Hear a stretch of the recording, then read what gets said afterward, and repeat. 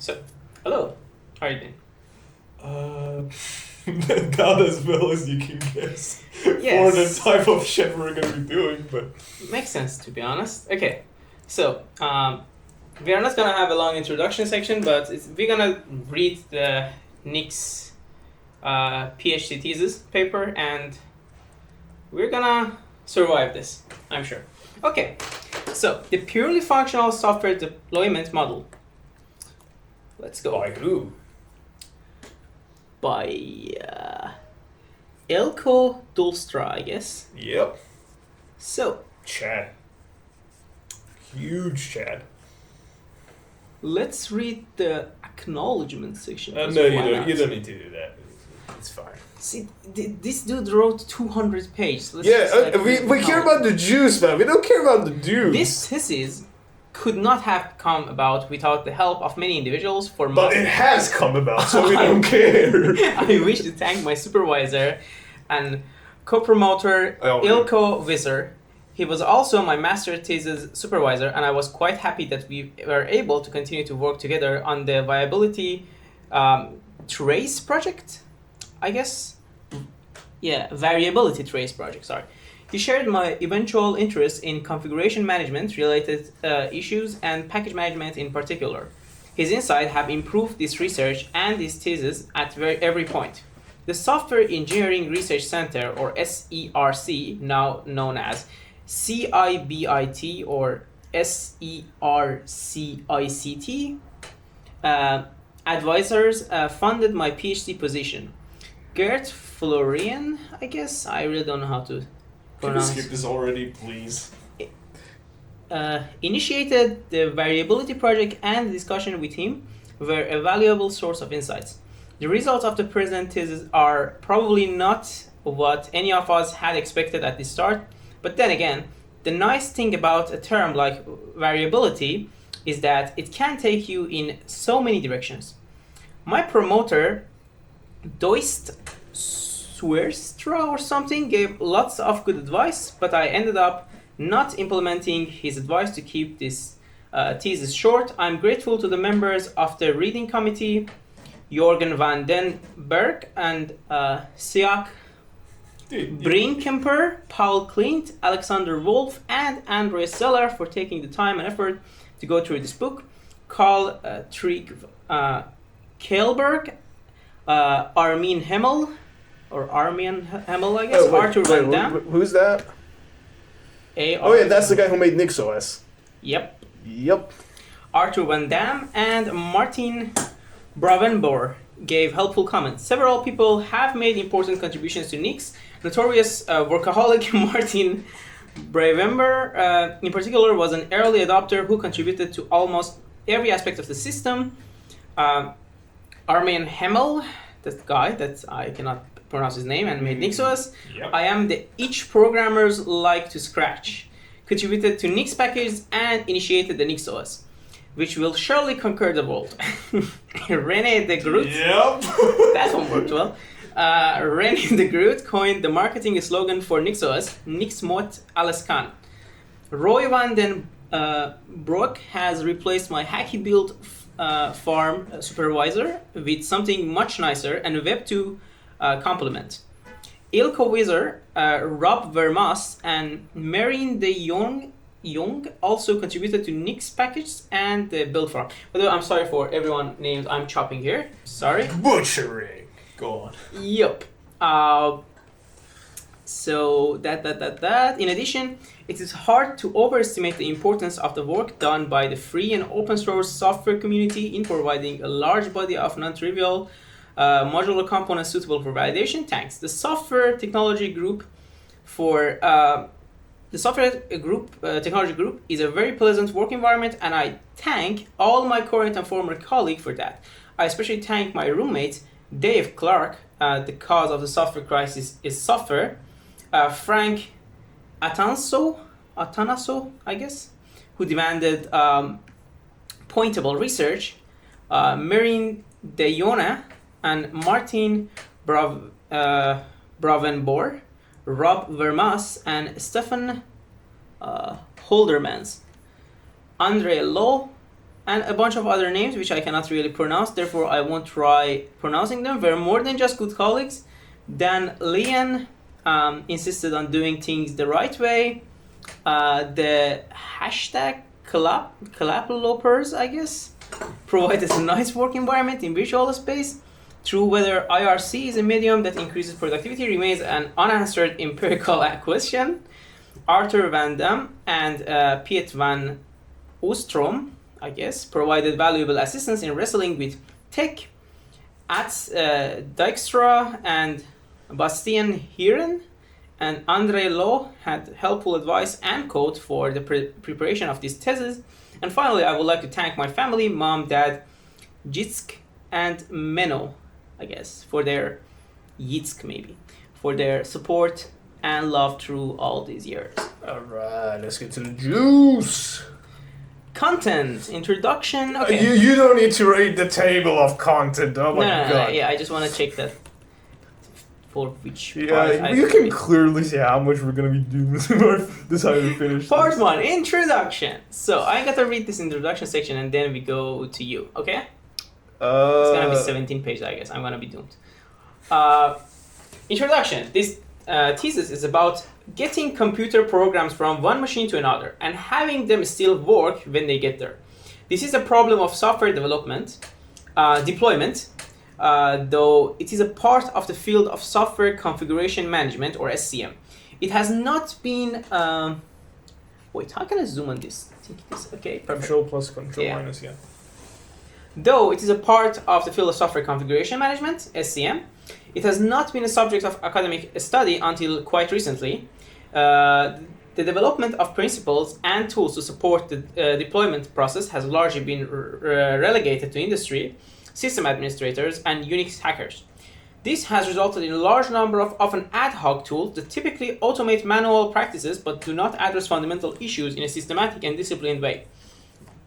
This is evidenced by the huge number of mailing lists and forum postings about deployment failures, ranging from applications not working due to missing dependencies to subtle malfunctions caused by incompatible components. Deployment problems also seem curiously resistant to automation.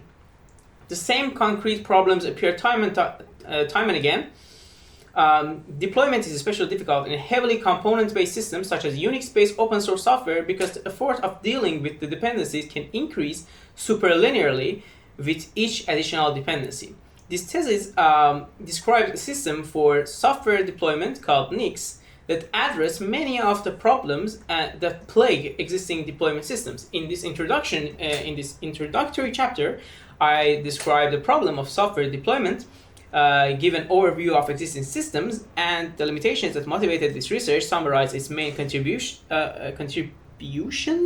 and outline the structure of this thesis. Okay, so software deployment. Software deployment is the problem of managing the distribution of software to end user machines. That is, a developer has created some piece of software, and this ultimately has to end up on the machines of end users. After the initial installation of the software, it might need to be upgraded or uninstalled. Presumably, the developer has tested the software and found it to work sufficiently well. So the challenge is to make sure that the software works just as well, as an example, the same on the end user machines. I will informally refer to this as correct deployment. Given identical inputs, the software should behave the same on the end user machines as on the developer's machine. This should be a simple problem. For instance, if the software consists of a set of files, then deployment should be a simple matter of copying those to the target machine.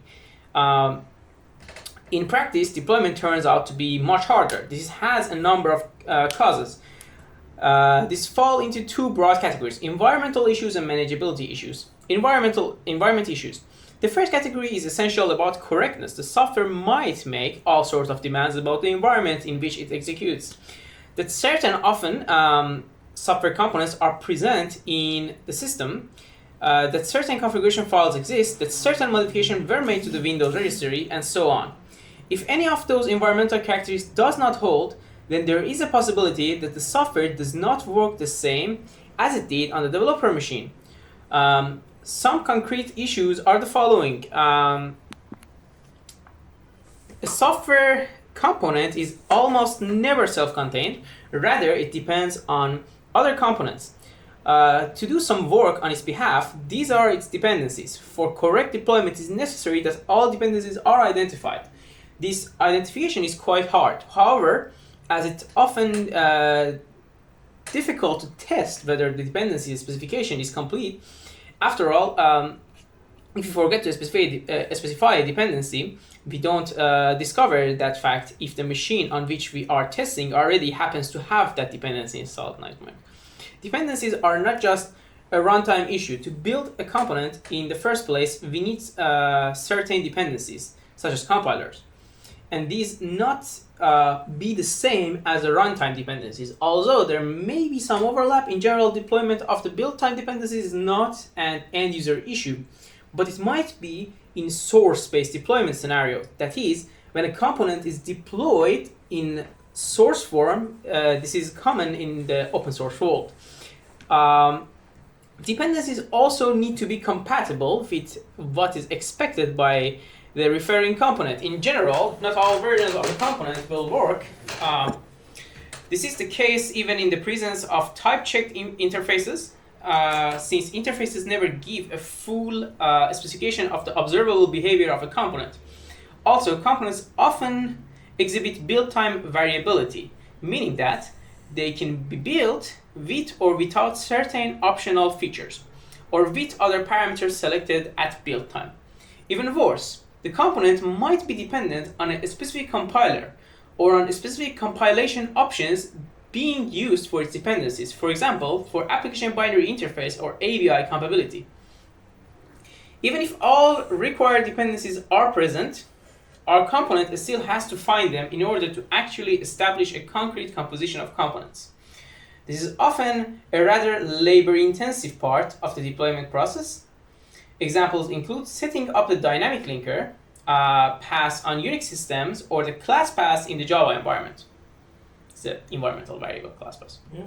Components can depend on non-software artifacts such as configuration files, user accounts, and so on. For instance, a component might keep a state in a database that has to be initialized prior to its first use. Let me read this part again. Components can depend on non-software artifacts, such as configuration files, user accounts, and so on. For instance, a component might keep a state in a database that has to be initialized prior to first use. Okay. Yeah, basically, it expects the database to be there and pre-configured. Yeah. If it's not there, it's gonna be like, So, whoopsie. Yeah, I get it. So it's more of a software. It's not a matter of installing a software. It's a matter of initializing a software. Let's say. It's both getting a successful and deterministic install and also initialization step. Not just that, making sure it has everything to continue behaving in the same way going forward. Not just the moment you leave it. I mean, that's sort of impossible, isn't it? If you start using Firefox, Okay. your People are going to be changed. doing different things with the program. I'm just saying, you're setting it up for success, basically. Not just that, let me put it this way. You're just not successfully giving birth and then being it's not my problem. You're also, trying your best to parent it. Of course, some things are going to be out of your control, but you're still, trying to make sure it's somewhat okay. It's a best attempt type of scenario. Yeah, dude, I managed to blow up the Nix package manager. You cannot Okay. account for every single thing a user can do. Let's not hop ahead of each other. I'm just saying, this is the best you can do at the moment. Yeah. It's not bulletproof. Okay. Go on. Yeah, fine. Let's first complete this. Yeah. We're still early in. Go on. Components can require certain hardware characteristics, such as a specific processor type or video card. These are somewhat outside the scope of software deployment, since we can at most check for such properties, not realize them if they are missing. Finally, deployment can be a distributed problem. A component can depend on other components running on remote machines or as separate processes on the same machine.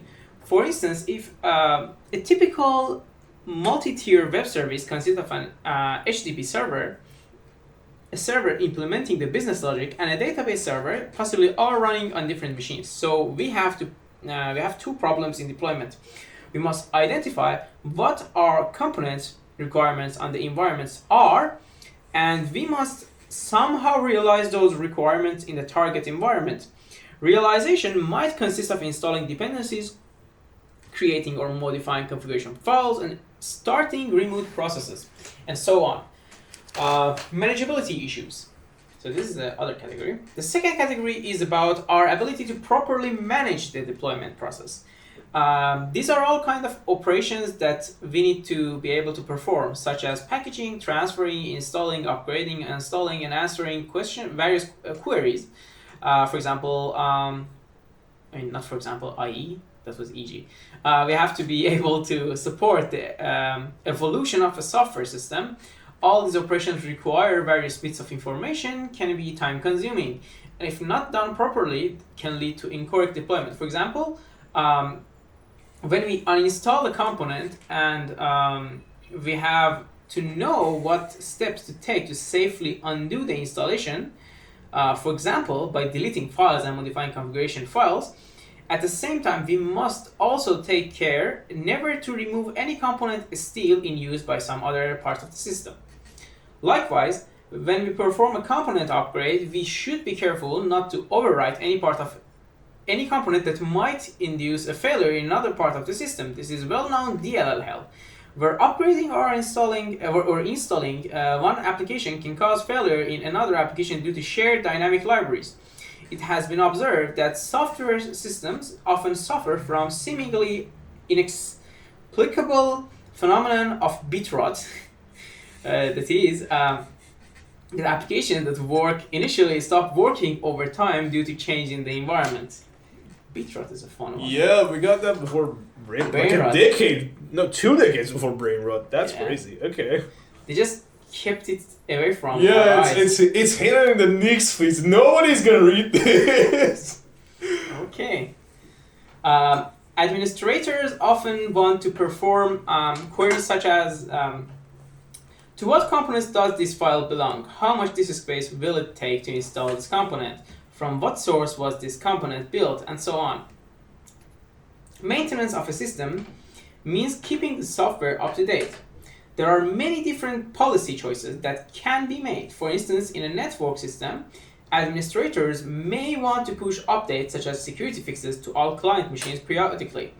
On the other hand, if users are allowed to administer their own machines, it should be possible for them to select components individually. When we upgrade components, it is important to be able to undo or roll back the effects of the upgrade. If the upgrade turns out to break important functionality, this requires both that we remember what the old configuration was and that we have some way to reproduce the old configuration. In heterogeneous networks, consisting of many different types of machines, or in small environments, for example, a home computer, it is not easy to stay up to date with software updates. In particular, in the case of security fixes, this is an important problem. So we need to know what software is in use, whether updates are available, and whether such updates should be performed. Components can often be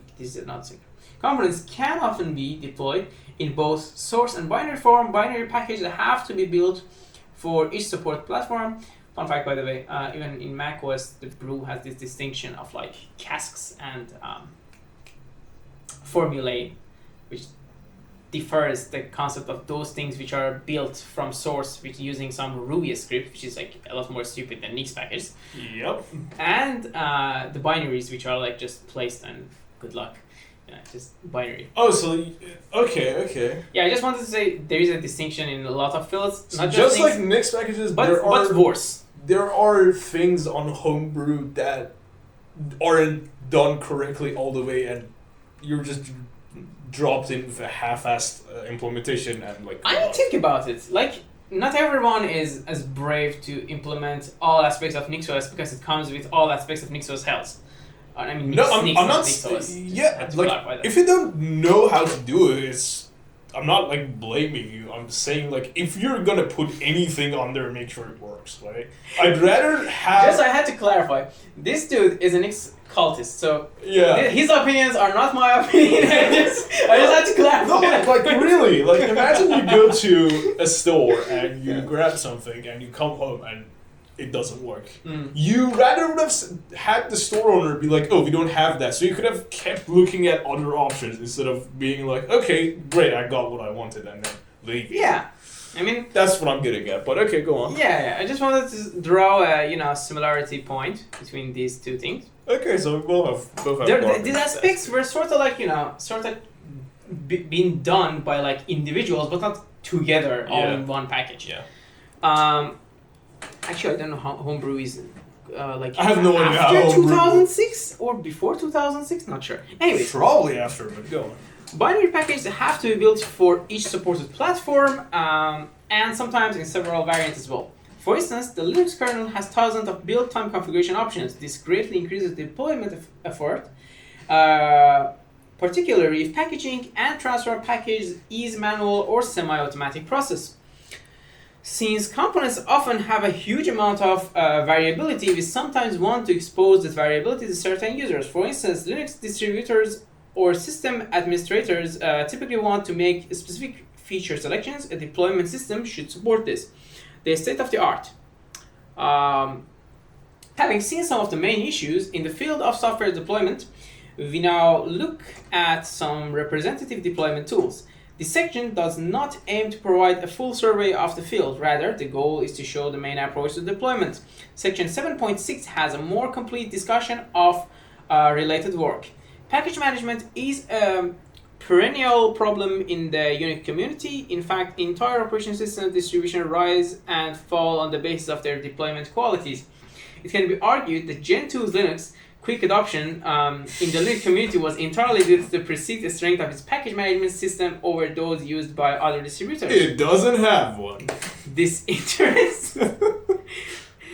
I mean, it has emerged, but like you can argue, is it even a? The reason you're using Gen 2 is because you want to compile everything yourself. After NixOS, I don't see any point of using Gen 2. Let me put it like that. Like before NixOS, I could understand why somebody wants. The only thing I've seen that kind of makes sense is that you have like super specific heart rate requirements, but you also don't want to do LFS.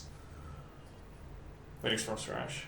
I mean, cool. Like, then do Nix. Why not Nix? You know, my reason for not using. I've heard that you can make everything Gen 2. No, Gen 2 can work on a much tighter hardware restriction space. Not really. Again, I'm not like well versed in Gen 2. This is what I've heard. Okay. Yeah, no. I checked this out and maybe put it somewhere, but like they are sort of like Linux at the end of the day. Yeah, they're all Linux. And it's just a matter of how they deliver software that critically differ them. Software and other things, but yeah, okay. 99% of them. Yes. So if you want to build everything from source code, you have that option in Nix to force everything to be built from source code.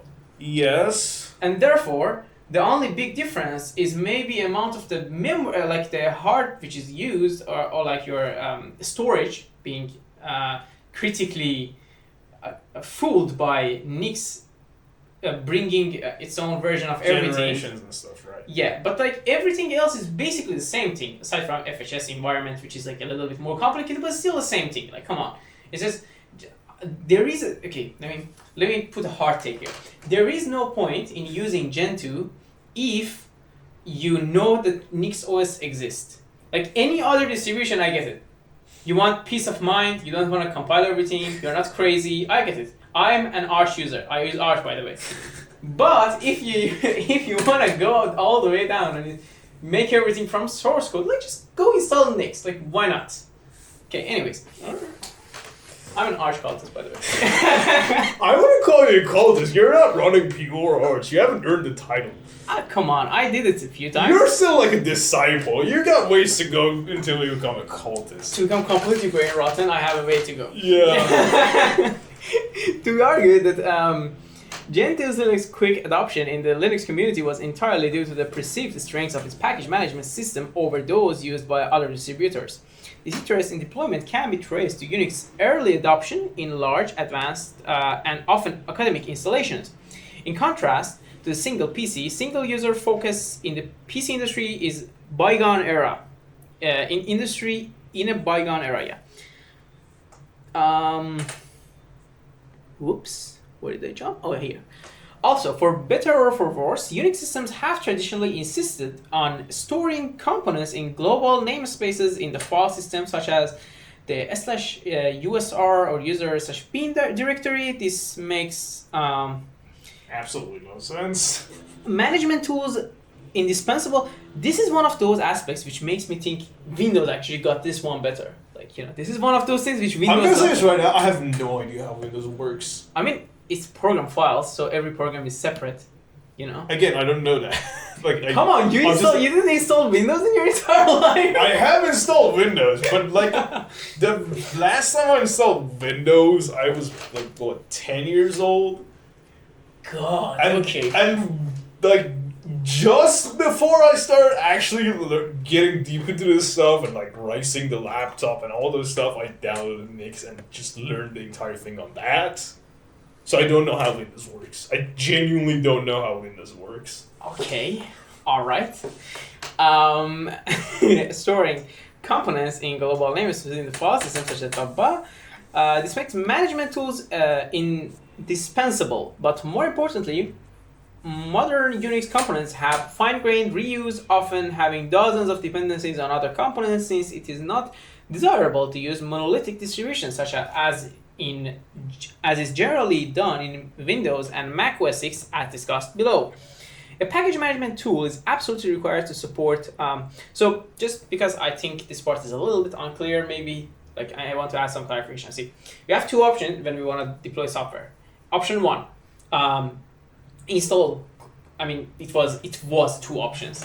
Option one, have some type of general library installed. Then next software that you're gonna install all would depend on that component, and instead of shipping everything would depend on that monolithic version of that thing, and therefore you can save space and sometimes even memory, because they don't just bring their own version of library to your RAM, and therefore you would get less RAM usage and less storage usage. This is option A. Option B is that if we don't want to have the headache of this hells that we need to encounter, try to put as much as you can inside the software itself. Build it with muscle and don't use any other thing. Muscle being a libc library, which often is used when you want to add everything into the system and just make a final ELF binary, just run it and it would work. I want to say that that, even though it's not even the mainstream approach in Linux, at least it has its uses. Yeah, I managed to basically restore my the Pac-Man. Yeah, it has its uses. Yeah, I nuked the Pac-Man on an Arch system, and I managed to basically restore it because there was a static version of Pac-Man I'm not somewhere on the internet. I'm not refusing its use cases. I'm saying that there are two options. This is actually legit. There is red pill, there is blue pill. Even on Linux, where it's not done often, it has its uses. Yeah. I mean, this is the main way of each platform. Not that necessarily everything in that platform is done in that way. And the cool thing about this two approach is that you can, each one has its own perks. For example, as you mentioned, if you fucked up everything and everything is now not working alright, then you need something which just run on its own on kernel. Zero dependencies. Yeah, nothing at all. And that works really well in those scenarios. And actually it has its own uses, especially in, for example... recovery tools and stuff. Yes, but also in containers. It's commonly used. Oh, containers, yeah. Like Alpine Linux, for example, uses muscle builds. Yeah. Okay, let's get back to the mainstream. So, a package management tool is absolutely required to support the resulting deployment complexity. Therefore, Unix and specifically Linux package management is what we'll look at first. So we look at RPM. The most widely used Linux package management system is the Red Hat package management. You probably, if you are desktop user, never heard of. And as It's Fedora for people with a job. yeah, I mean, we don't have one. So No, we don't have jobs. yeah, if you want to hire nerds, I mean, contact me. If you want to Nixify your system, I'm at your service. Go on. And as it is a good mature tool, it is instructive to look at it in some detail. RPM is a low-level deployment tool. It installs and manages components, keeping meta information about them to prevent unsafe upgrades or uninstalls. So we have two sections here. Figure 1.1, a spec file for hello, summary, hello world program, name hello, version 1.0, source some crap, description. It has its own weird syntax for Actually. yeah, it's a very Okay, yeah. weird looking thing. I don't know. This section doesn't look that weird. Like Yes, but 50% exactly. This is what you're gonna see on Nix. No, I'm serious. Like, what is this program? Where are you getting the source from? How are you gonna install it? What are the meta? Yeah, but this is not. This is a declarative language in its worst way. Like it looks like Markdown. You know, these are the headers. Right. It's not really systematic. I didn't say it looks good. I said it looks familiar. There's a very different distinction between those two. All right. Okay. Fine. Okay, let's get back to reading Yep. this. So yeah, it looks really fucking weird, and there is basically Yeah, it's generally describing what this package is, how do we install it, where. yeah, and the fun fact is that it's showing that like if one package is depending on another one, it says requires hello version like greater equal 1.0 and requires x386, which I assume is some type of X related. No, it's system architecture. No, pretty sure. No. Where? No. It's not. It's x386. I Oh. mean, XORG related. I'm Oh, sure. right. Yeah, not the x86 processor Right. type. Yeah. And it has description and it has a build which says like how to build it, install it, and files and crap like that. So a software component is deployed by a software component is deployed by packaging it into an RPM package or simply RPM, which is an archive file that consists of the files that constitute the component and some meta information about the package. This includes the specification of the dependencies of the package, scripts to be run at various points in the install and uninstall process, and administrative information such as the originator of the package. RPMs are built from spec files. Figure 1.1 shows a trivial spec file for an imaginary component called hello that provides a command /user/bin/hello. An RPM package is typically produced from sources as follows: rpm build-ba hello.tar.gz, where hello.tar.gz contains the source of the component and its spec file. The resulting RPM, say hello -1.0.i686.rpm. I just wanted to clarify, like it has name, version, architecture.rpm. Right. Must then be transferred to the client machine in some way that the RPM tool itself does not specify. Once it is on a client machine, it can be installed by rpm-i hello blah blah blah. Wait, so RPM. you just have to like manually link the file from wherever and put it on your computer? That's dumb. Okay. It's basically how Windows does it and Linux. I mean, though I had to add this. Linux is a little bit smarter and Windows catched up finally.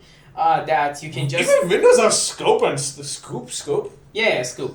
Yeah. Though that's newer. Like before Yeah. it was just .exe and .msi files. Right. It has Windows has a scoop. Windows has chocolati or choco, the command of it. Ice cream. And Yeah. recently they added Winget, the official version from Microsoft. Oh. Yeah. Sad. It's like 10 years past the point where I get happy about anything Microsoft, but Yeah. yeah. I mean, back then, did you even use this? This type of things? For real? Really nerd since then? Damn. Since when? Since 10 years old? I did have a computer. I didn't like do weird programming gigs. I played like Plants vs Zombies on it. I didn't do anything like this, but Yeah, The experience was way better than Windows 11. Let me tell you that much.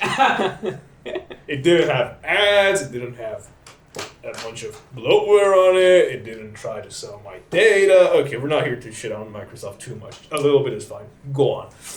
Yeah, I mean, now that you're shitting though, let me add it as well. Okay.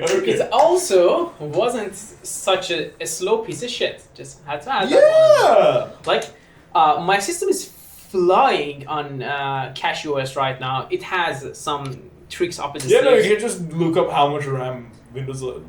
Not even RAM, like the system requirements for Windows 11 are Cache ridiculous. is not that fancy to have a white paper or some shit like that. It's not a PhD thesis, but I mean it's worth one episode one day maybe.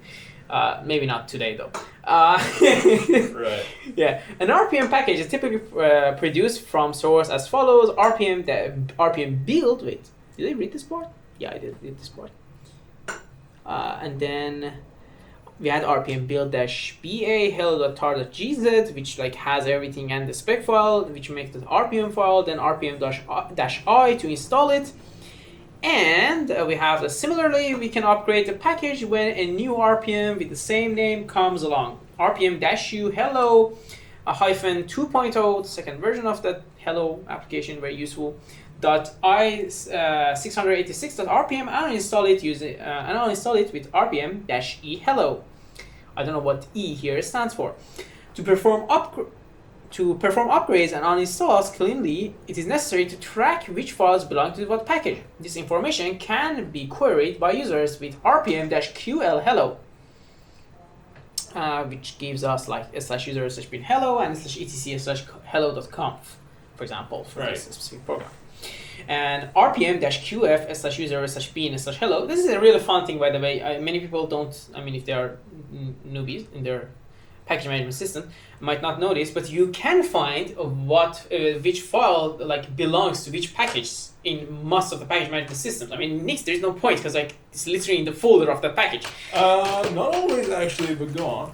I mean, depends on, are we talking like in config file which is generated using a Nix package, or are we talking about like the Nix package content itself? No, a bunch of Nix build folder. A bunch of like Nix store. I mean, there are things that you don't do manually that Nix does, but are connected with symlinks instead of being in the same folder. Yes, but what I'm saying is that at the end of the day, the symlinks would point to a folder you can find them inside there. that You package. can find them there. Yeah. But like in normal, you won't get it like something like you never know which package belongs to. Like Plymouth's configuration specifically, you don't find it in the Plymouth folder either. It's just somewhere else. See. It's just that's the directory that Plymouth expects it to be. Okay. Yeah, that's. Yeah, there's some weird stuff in there. Yeah. Generally speaking, Nix is this is a lot less. Nothing is clean when it comes to software deployment. No, even in Nix. No. Less awful, but still there is some. No, Nix is like the best we're gonna get so far. And so far being the key word here.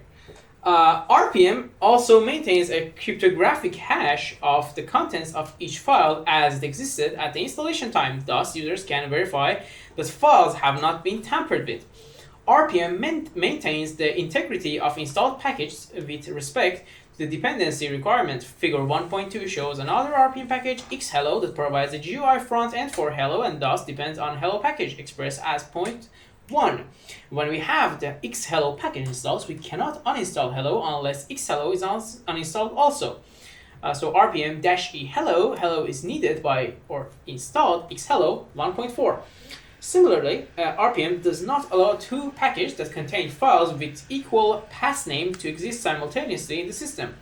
For instance, when we have our hello 1.0 package installed, it is not possible to install another package that also installs a file with path name /user/bin hello. In general, this means we cannot have multiple versions of the same component installed simultaneously, which is awful. I added that part. It also means that it is hard for multiple users to independently select, install, and manage software. A fundamental problem of RPM and essentially all generally package management systems is that they cannot reliably determine the correctness of dependency specifications. In our example, xhello depends on hello, and so its spec file will contain a dependency specification to the effect, for example, requires hello. But what happens when we forget to specify this? When the developer builds and tests the RPM package, the component will probably work because in all likelihood the developer has hello installed. If we then deploy xhello to clients, the components will work if hello happens to be have been installed previously. If it was not, xhello may fail mysteriously. Figure 1.3, black ovals denote broken components. Where is the figure 1.3? That's a good question to be asked. Oh, okay, here. Okay, let me see Down that there. actually. When we get there. Yeah. Thus, it is intrinsically hard to validate dependency specification. It is also hard to prevent unnecessary dependencies, but that does not harm correctness, just efficiency. What's it? Thus, it is intrinsically hard to validate dependency specification. It is also hard to prevent unnecessary dependencies, but that does not harm correctness, just efficiency. Yeah, basically. Got it. It just takes up space and things, Yeah. but it doesn't crash your program or anything. An analysis of the actual number of like the reverse of it, like you add extra dependencies which were not required by the software, that doesn't like get checked in any It's way. still bad, but it's not as bad as missing dependencies Depends. or I having mean, incorrect it versions. can make your OS over time bloated. Like Again, like it's bad, but Yeah. it's not as bad as Yeah. missing stuff.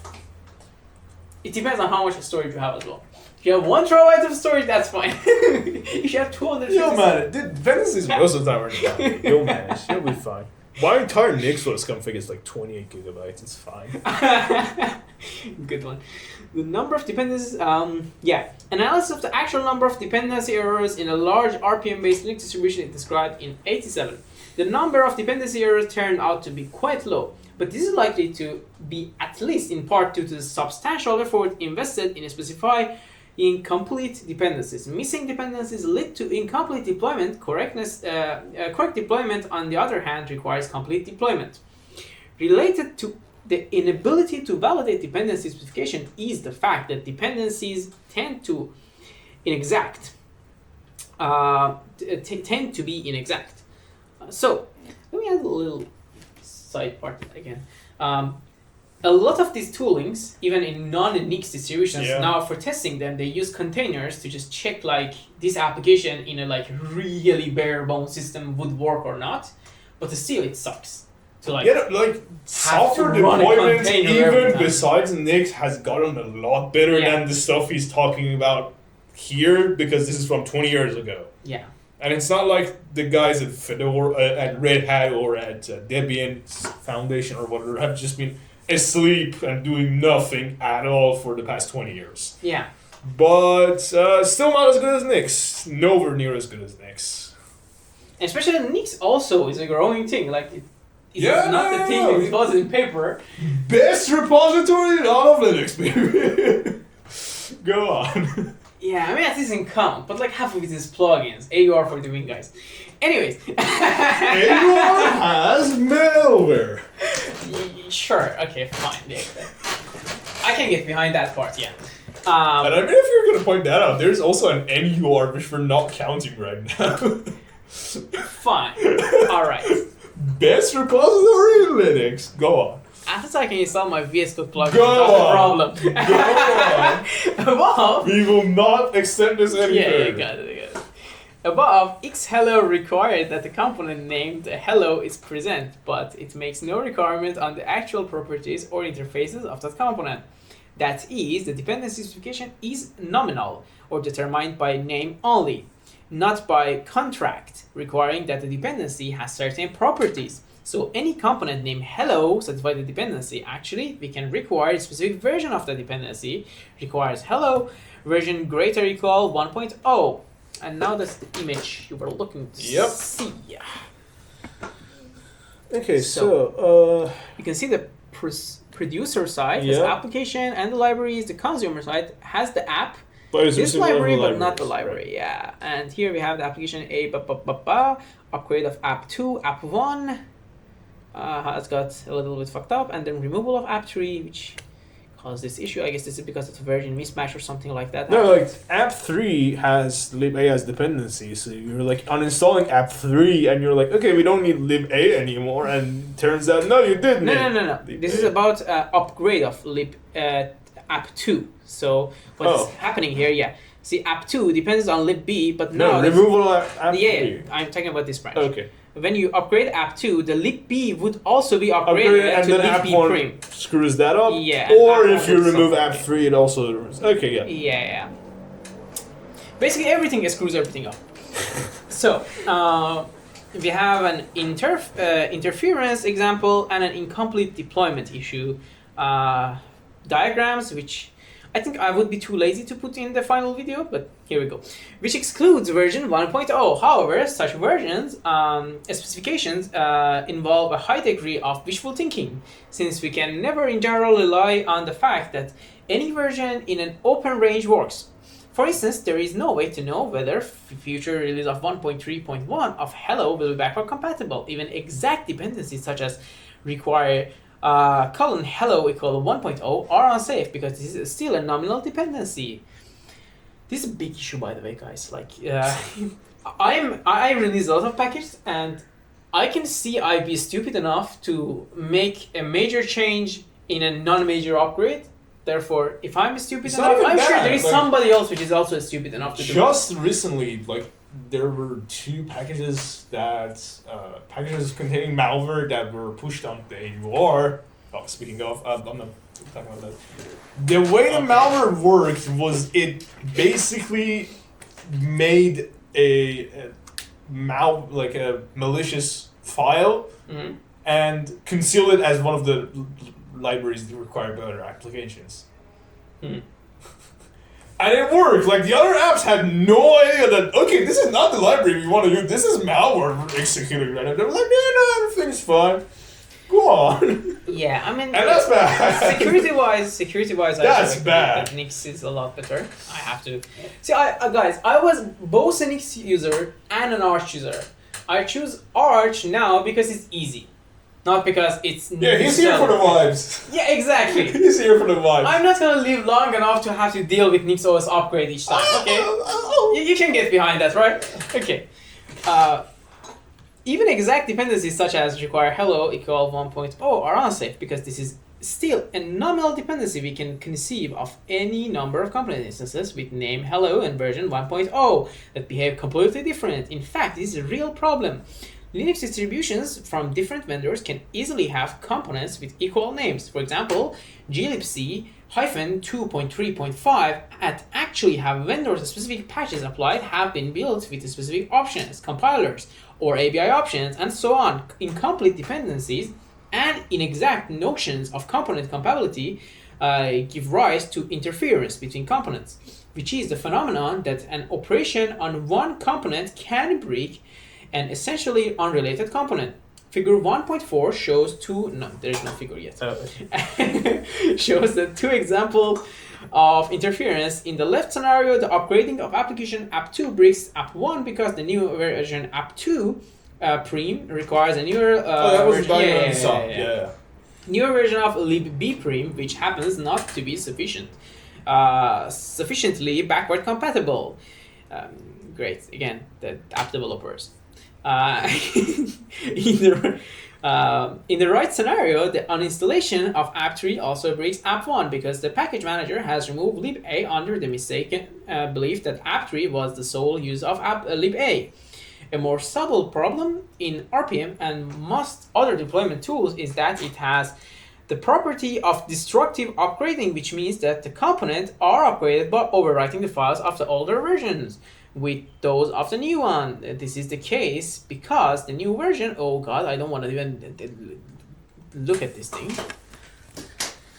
This is a dependency tree. Jesus Christ. Jesus Christ, yeah, exactly. Yeah, we're not gonna understand anything from this. No, but like this is exactly the type of stuff that will push Perseus Nix. Don't want to deal with this. Oh, yeah. Install Nix. I mean, technically, the graph would look like this, but it would be a safe jungle. Yeah, no, you could just put a put a top on it and cover the way and be completely certain it's fine. It's You wouldn't have to touch the wires is the good part. it looks like an abstract art that I want to put on my wall, but it's like so unsafe that I don't want to get nightmares looking at it. Anyway, this the dependency held the runtime dependency graph of Mozilla Firefox. Oh, this is for Firefox. Huh? And I use that shit daily. Yeah, good luck keeping that thing running in an package managing system, which was out there in 2006, I guess.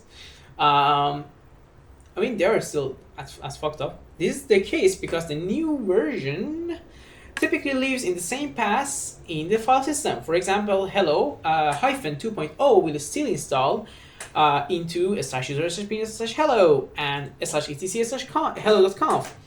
Apart from the resulting inability to have multiple versions installed at the same time, this gives rise to temporary inconsistency in the system. There's a time window in which we have some of the files of the older version and some of the new version. Thus, upgrading it is not atomic. If a user were to start the hello program during this time window, the program might not work at all or misbehave in certain ways. The main criticism leveled at Even worse, if the update process is in any way interrupted, it's gonna stay like that. It's not gonna be a momentarily issue anymore. See, it's gonna have a solution often, you know. But it's never as good as what Nix does. Admit that. It's just never as good as what Nix does. I mean, sure. You can salvage it most of the time, but you can, Nix is just bulletproof in this particular case, at least. I managed to fuck up Nix as well. Just, I want to clarify that. Nix isn't bulletproof in every single capacity. It is bulletproof in this capacity. Yes, but you know what happens? For example, when let me give you a good example from my case. There was a bug in Nix that an issue opened, and it specifically got me locked in without networking. Right. In a previous build, and for some reason, all of the build had that issue because I think yet they didn't have that /etc folder secured and just that's just readable and not writable anymore. And after that, it wasn't read only. Yeah, and that caused some big issues for me. Yeah, again, I've pretty much screwed the same thing up. Yeah. But if power runs out in the middle of just the package manager doing stuff, nothing is gonna get wrong. Yeah, I mean that's a pretty big upside. Especially because we live in Iran and internet could go off any second. In fact, one of my issues with NixOS was the fact that you need to always keep VPN on because half of the repos were basically just not working out of the box. I don't know, did you have this issue or not? The only time I've had to turn on a VPN for NixOS operating was when I was installing Discord. I installed a ton of more apps like Android Studio and all of them. And the worst thing and the best thing about NixOS is that you install everything together. So if it fails one package, your whole installation would go off. You just comment the parts that you can connect to. You've built your system and then it would be a process of constantly commenting one by one and okay, this part he won't even deny. This part he won't deny. Let me fix this, then we can move up to the errors of NixOS are the most unhelpful things in the universe. You'll get used to it, but you're not wrong. Yeah. You'll get used to it, but you're not wrong. Yeah. But about the commenting part, you can actually make a module for all the stuff that's normally you need a VPN for, and then turning that on and off is way easier than just individually doing that. Yes, but I mean, if you want to, find a hacky way, you can do some weird shit for Pac-Man and other package management systems. The goal is to make. It's not a hacky way. It's just basically It is a hacky way. Dude, splitting your Nix config is the standard way of doing it. Yes, but not for getting your package splitting it. I guess it's 99% an Iran issue, not a Nix issue. No, dude. Making modules for things you're going to be constantly swapping on and off is a very normal NixOS thing. God, okay, that's another reason. And it's really easy. Nix has hard parts. This is not one of them. Okay. Fine. You look at the syntax, you're gonna understand it. All right. We're gonna go on. It's fine. NixOS Cultist, ladies and gentlemen. Typically lives in the same passing. Apart from the resulting inability to have multiple versions installed at the same time, this gives rise to a temporary inconsistency in the system. There is a time window in which we have some of the files of the older version and some of the new version, thus operating is not atomic. If a user were to start the hello program during this time window, the program might not work at all or misbehave in certain ways. The main criticism leveled at RPM by some of its users is the difficulty in obtaining RPM packages. The main criticism leveled at RPM by some of its users is difficulty in obtaining RPM packages. If you want to install a complex multi-component system such as XOR, KDE, or GNOME, we have to manually download a possibly large number of RPM packages until all missing users are resolved. Wait a second, this is this dude knows about YUM and DNF, or it's like not.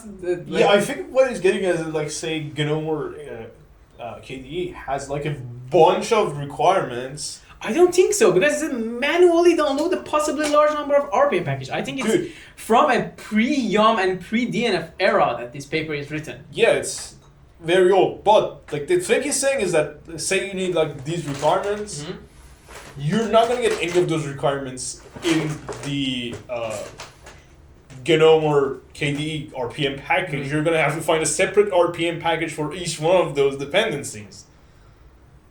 Which could be like 20, 30, whatever.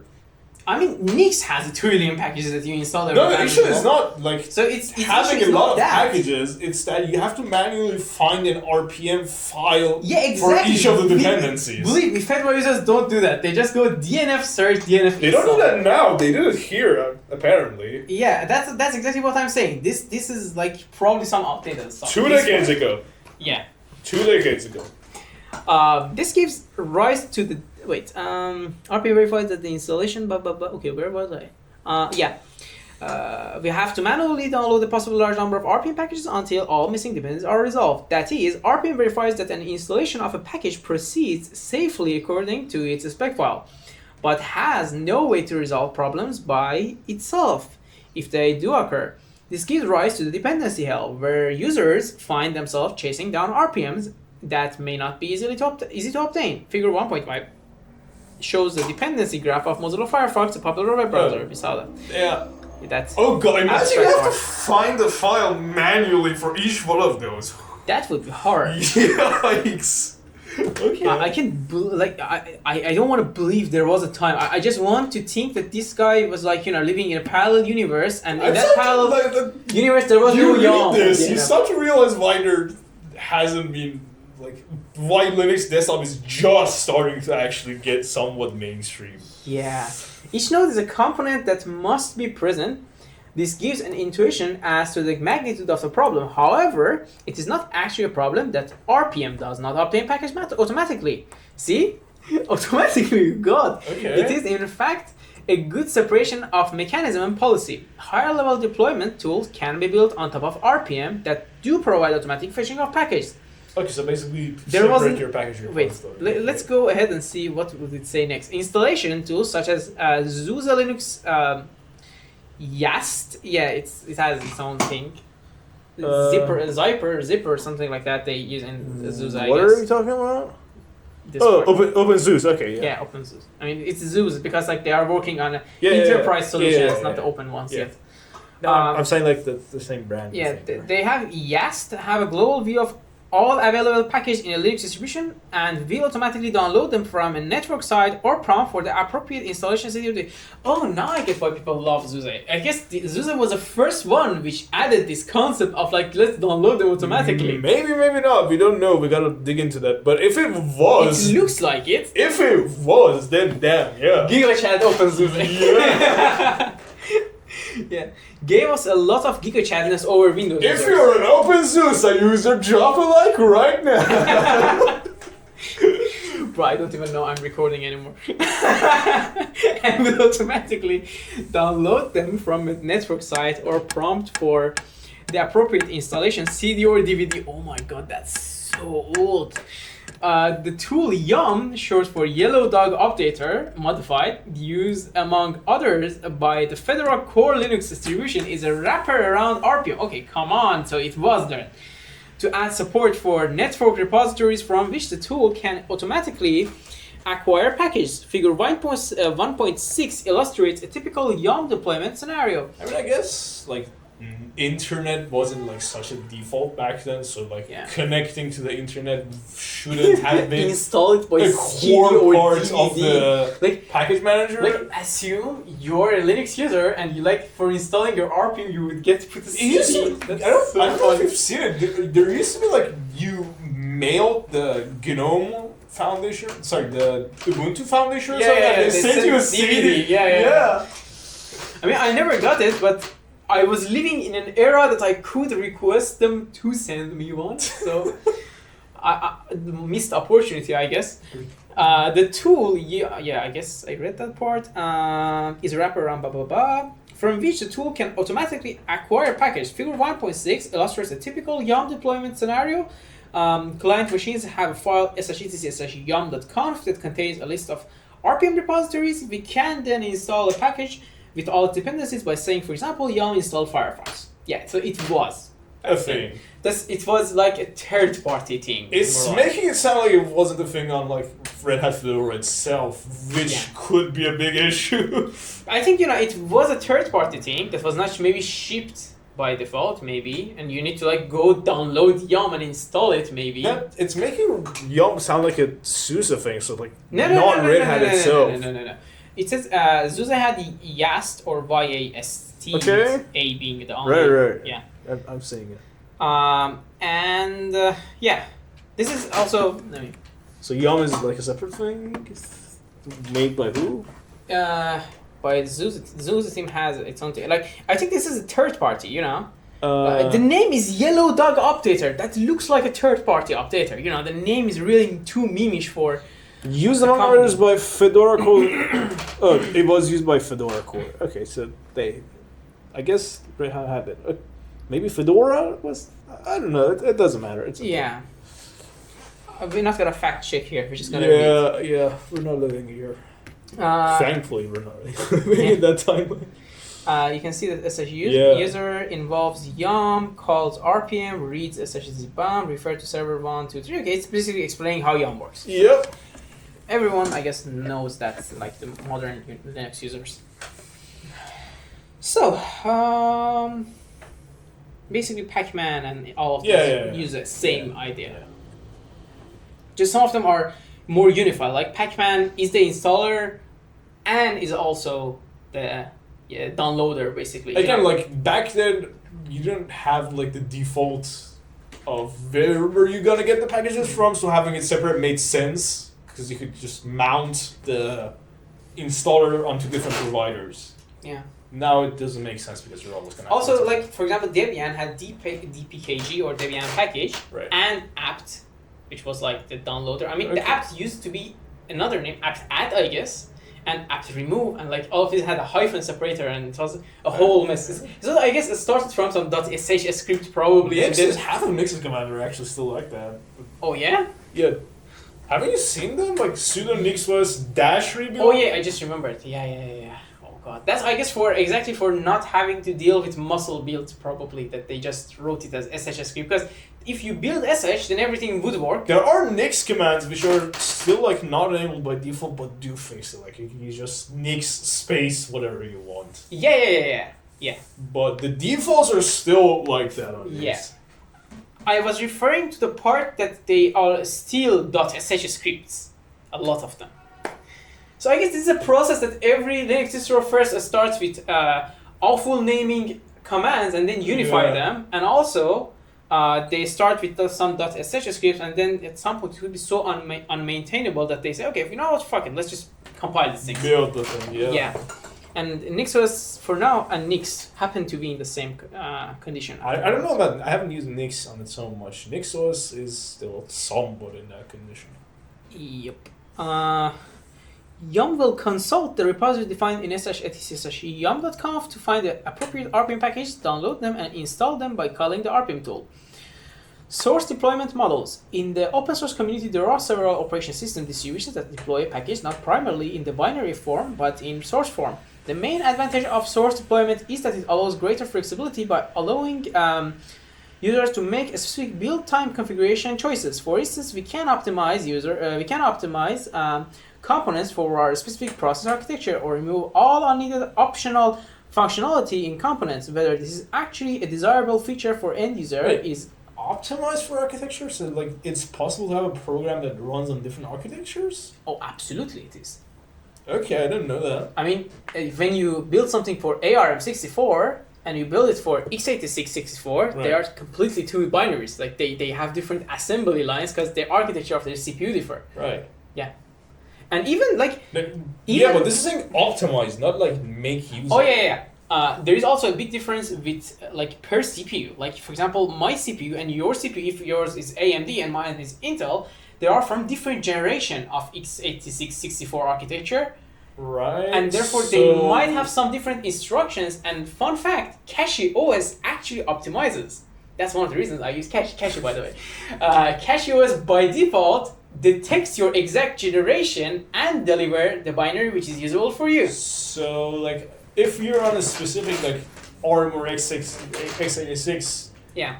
it's still gonna work, but you can optimize it for if you know exactly what you're working with. Okay. Yeah. All right. There are like some instructions which for compatibility reasons they don't add in, but like would speed up things. If you know how it is, okay. Yeah. All right.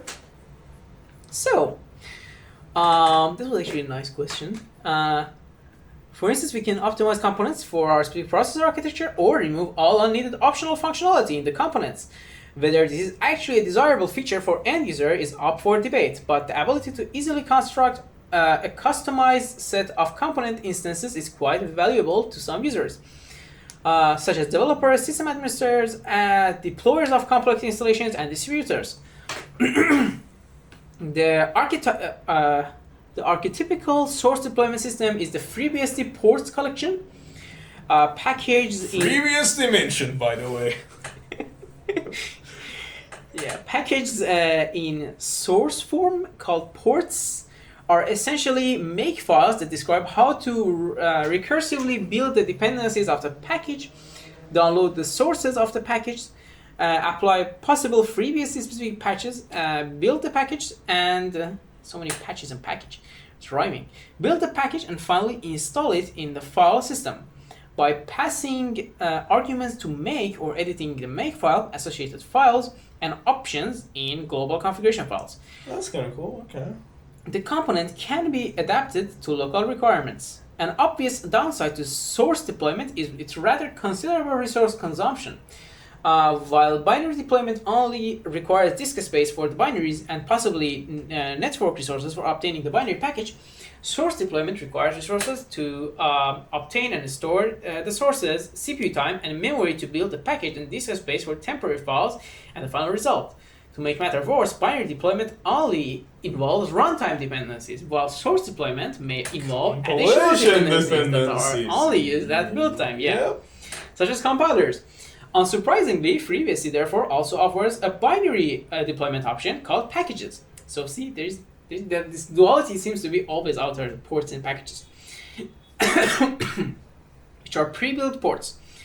However, ports and packages are not quite integrated. For example, For instance, when installing a port, dependencies that might be installed using package are still built from source. Oh god. A further problem with source deployment is that it increases the risk of deployment failure, as now not just runtime dependencies but also build time dependencies can affect the result of the deployment. For instance, if the user's installed C compiler is not quite what a component developer tested against, there is a slight probability that the component fails to build or run correctly, and the product of sufficiently many slight failure probabilities is a large probability. Windows and macOS X tend to use monolithic deployment for applications, as we discussed earlier, except for some large-grained dependencies, as we also discussed earlier, on the operation system environment, for example, on the kernel, the core GUI, the GUI libraries, or DirectX, or like .NET. There's some DLL stuff in there too, but mostly those. Yeah, like for example, as I said, .NET is commonly used in a lot of things. Dependencies tend to be distributed as part of the application itself, with no sharing of dependencies between applications. This can be accomplished through static linking or by having Dynamic libraries be part of the private namespace like directory tree as we have like in program files in Windows.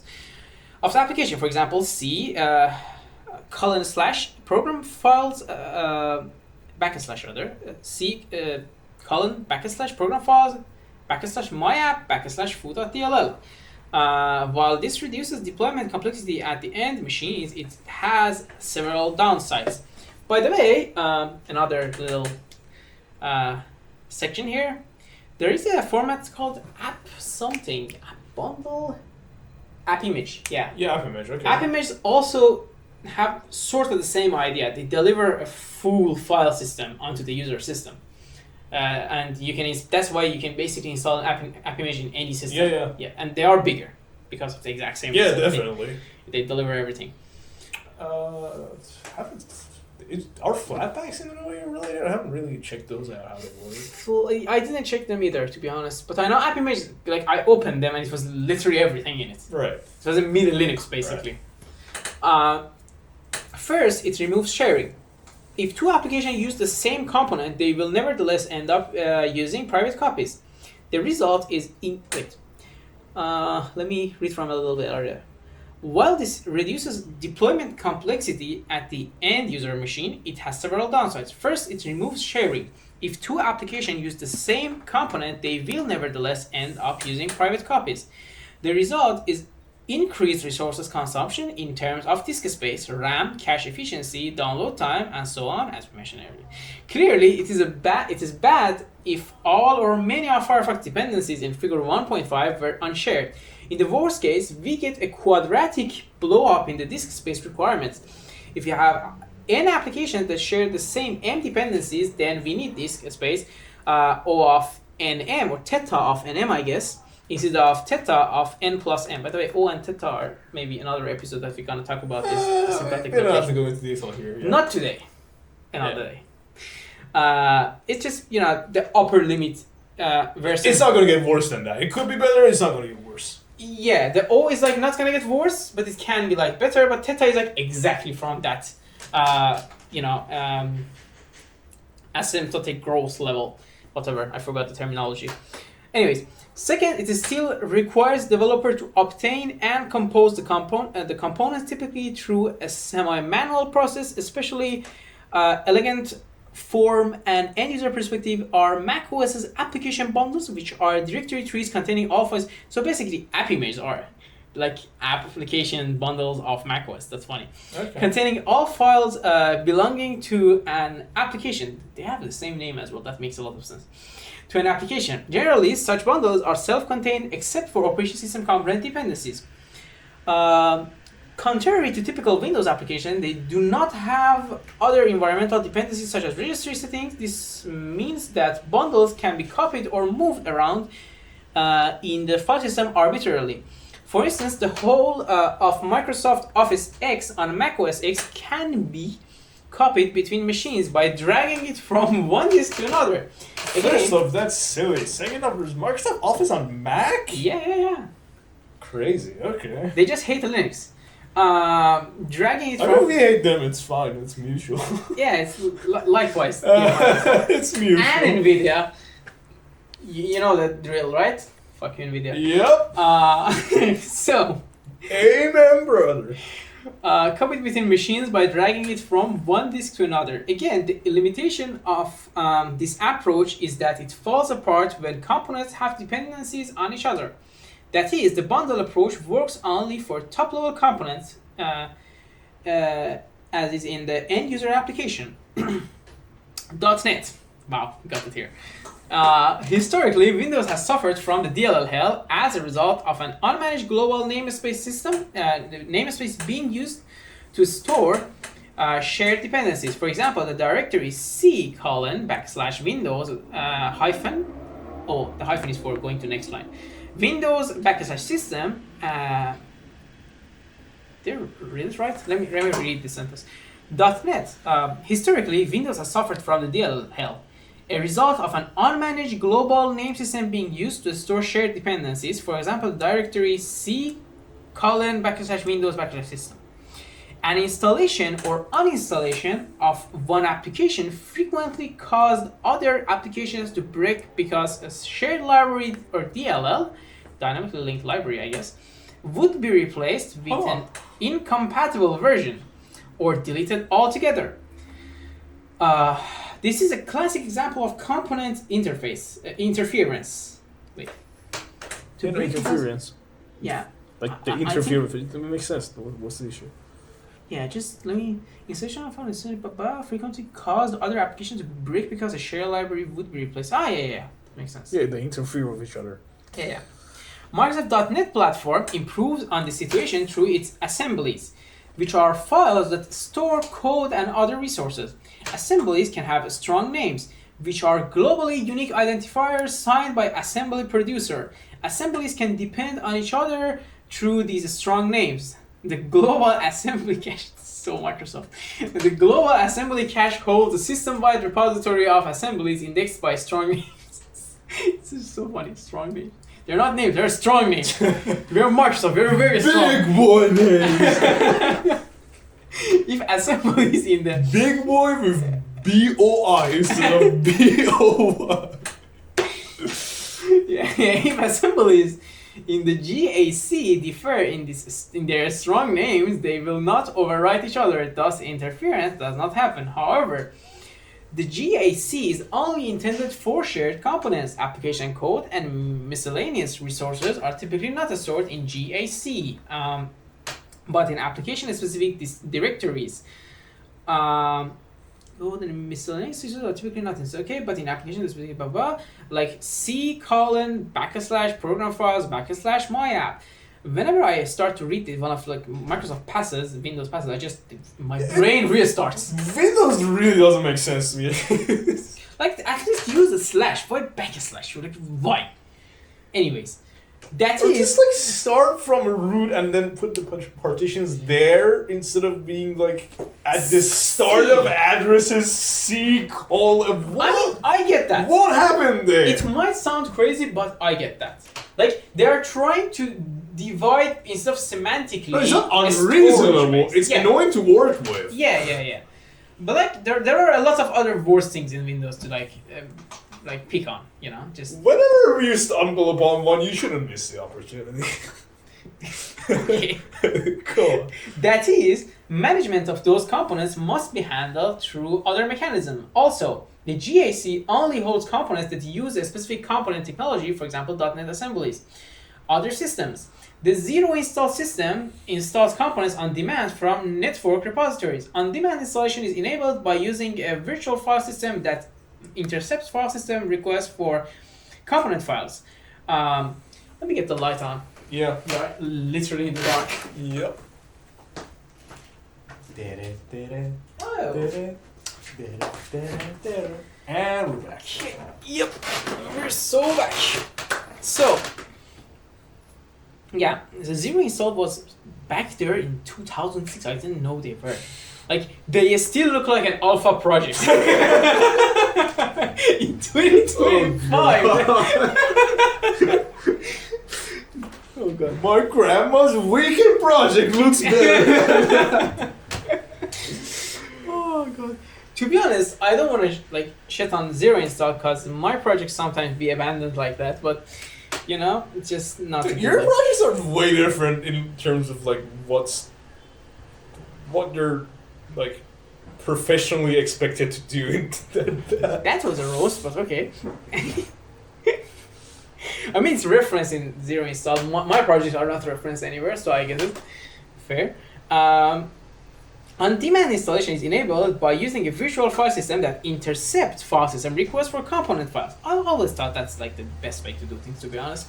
For instance, when a process accesses /URI/0install/avword.org/avword and this file is not already present in the local component cache, it is fetched from a repository, at which point the requesting process resumes. That's neat. Didn't know they did that. I mean, it's sort of like Nix in some sense, you know, from Yeah, Nix but- package you get it and you just don't Yeah. think about it and it just comes. but like first of all, like I'm not sure if this still has like multiple versions and like No. isolation and See, stuff. we are looking at beauty of things one by one. Sure, Nix is the best thing in the universe. Just stop it. Let's appreciate it Second point of all, by why point. would you just not have it there when you're installing the program? Because it might not be there. What are you talking You can about? provide it. Oh my god, what? Dude, that's the point. See? Like, a program might not define what it needs well, the developer might not define it, so if the program wants to access it, we can give it to them even if the developer didn't define it. It's just different. Oh, that's what we're getting. Okay. Yeah. So it doesn't it wasn't in the requirements. It's just randomly tries to access it. And we try to do our best to give it to it, basically. Basic compromise for Yeah. developers not Yeah. to. Okay. And this file is not already present in the local component cache, it is fetched from the repository, at which point the requesting process resumes. Users can independently install software in this manner and are unaffected by the actions of other users. Unfortunately, systems depending on non-portable extensions to the file system face difficulty in gaining wide adoption. Non-portable extensions to the file system. What that means? Like I understand what it means, but why is it unportable? Yeah, non-portable extensions to the What file is system. In gaining adoption, this is especially where's the the case line? for here. Unfortunately, systems depending on non-portable extension to the file system face difficulty in gaining wide adoption. This is especially the case for deployment systems, as they should support a wide variety of platforms. Okay, like fine, but like, what is the problem here? Users can independently install software in this manner and are unaffected by the actions of the user. Unfortunately, systems. Okay, just I don't get it. Let's just assume it has some issues and they didn't want to go in depth. I guess. Which, being the guy that made Nix, probably knows what he's doing in terms I of guess he these just stuff. didn't want to make his 281-page thesis Yeah. 300-page one. Motivation. From the previous discussion of existing deployment system, it should be clear that they lack important features to support safe and efficient deployment. In particular, they have some or all of the following problems. Dependency specifications are not validated, leading to incomplete deployment. Dependency specifications are inexact, for example, nominal. It is not possible to deploy multiple versions or variants of a component side by side. Components can interfere with each other. It is not possible to roll back to previous configuration. Upgrade actions are not atomic, and application must be monolithic. If they want, they must aesthetically contain all their dependencies. I mean, this is not a right claim. Like, it must be monolithic. They must Application contain must all their... to stay out of this, I guess. Like, if you're monolithic, you don't have to deal with a bunch of this stuff, but then you have to be monolithic. I think is the argument here. But it's saying like the motivation for the previous account, blah, blah, blah, blah, it should be clear that they lack important features, blah, blah, blah. In particular, they have some or all of the following problems. Oh, these are the problems. Oh, like on like on Windows, you have to have monolithic applications. You can't do the stuff Linux does. Okay. I mean, they don't have to be monolithic. They can just suck and like break, like Linux. Functioning software. I mean, technically, like Pacman and APT are like the Debian, Ubuntu, all of them are functioning, and they are not using this. No, like if you depend on something and it's not there, your application is not gonna run at all. It's not like sometimes it breaks. It just doesn't work.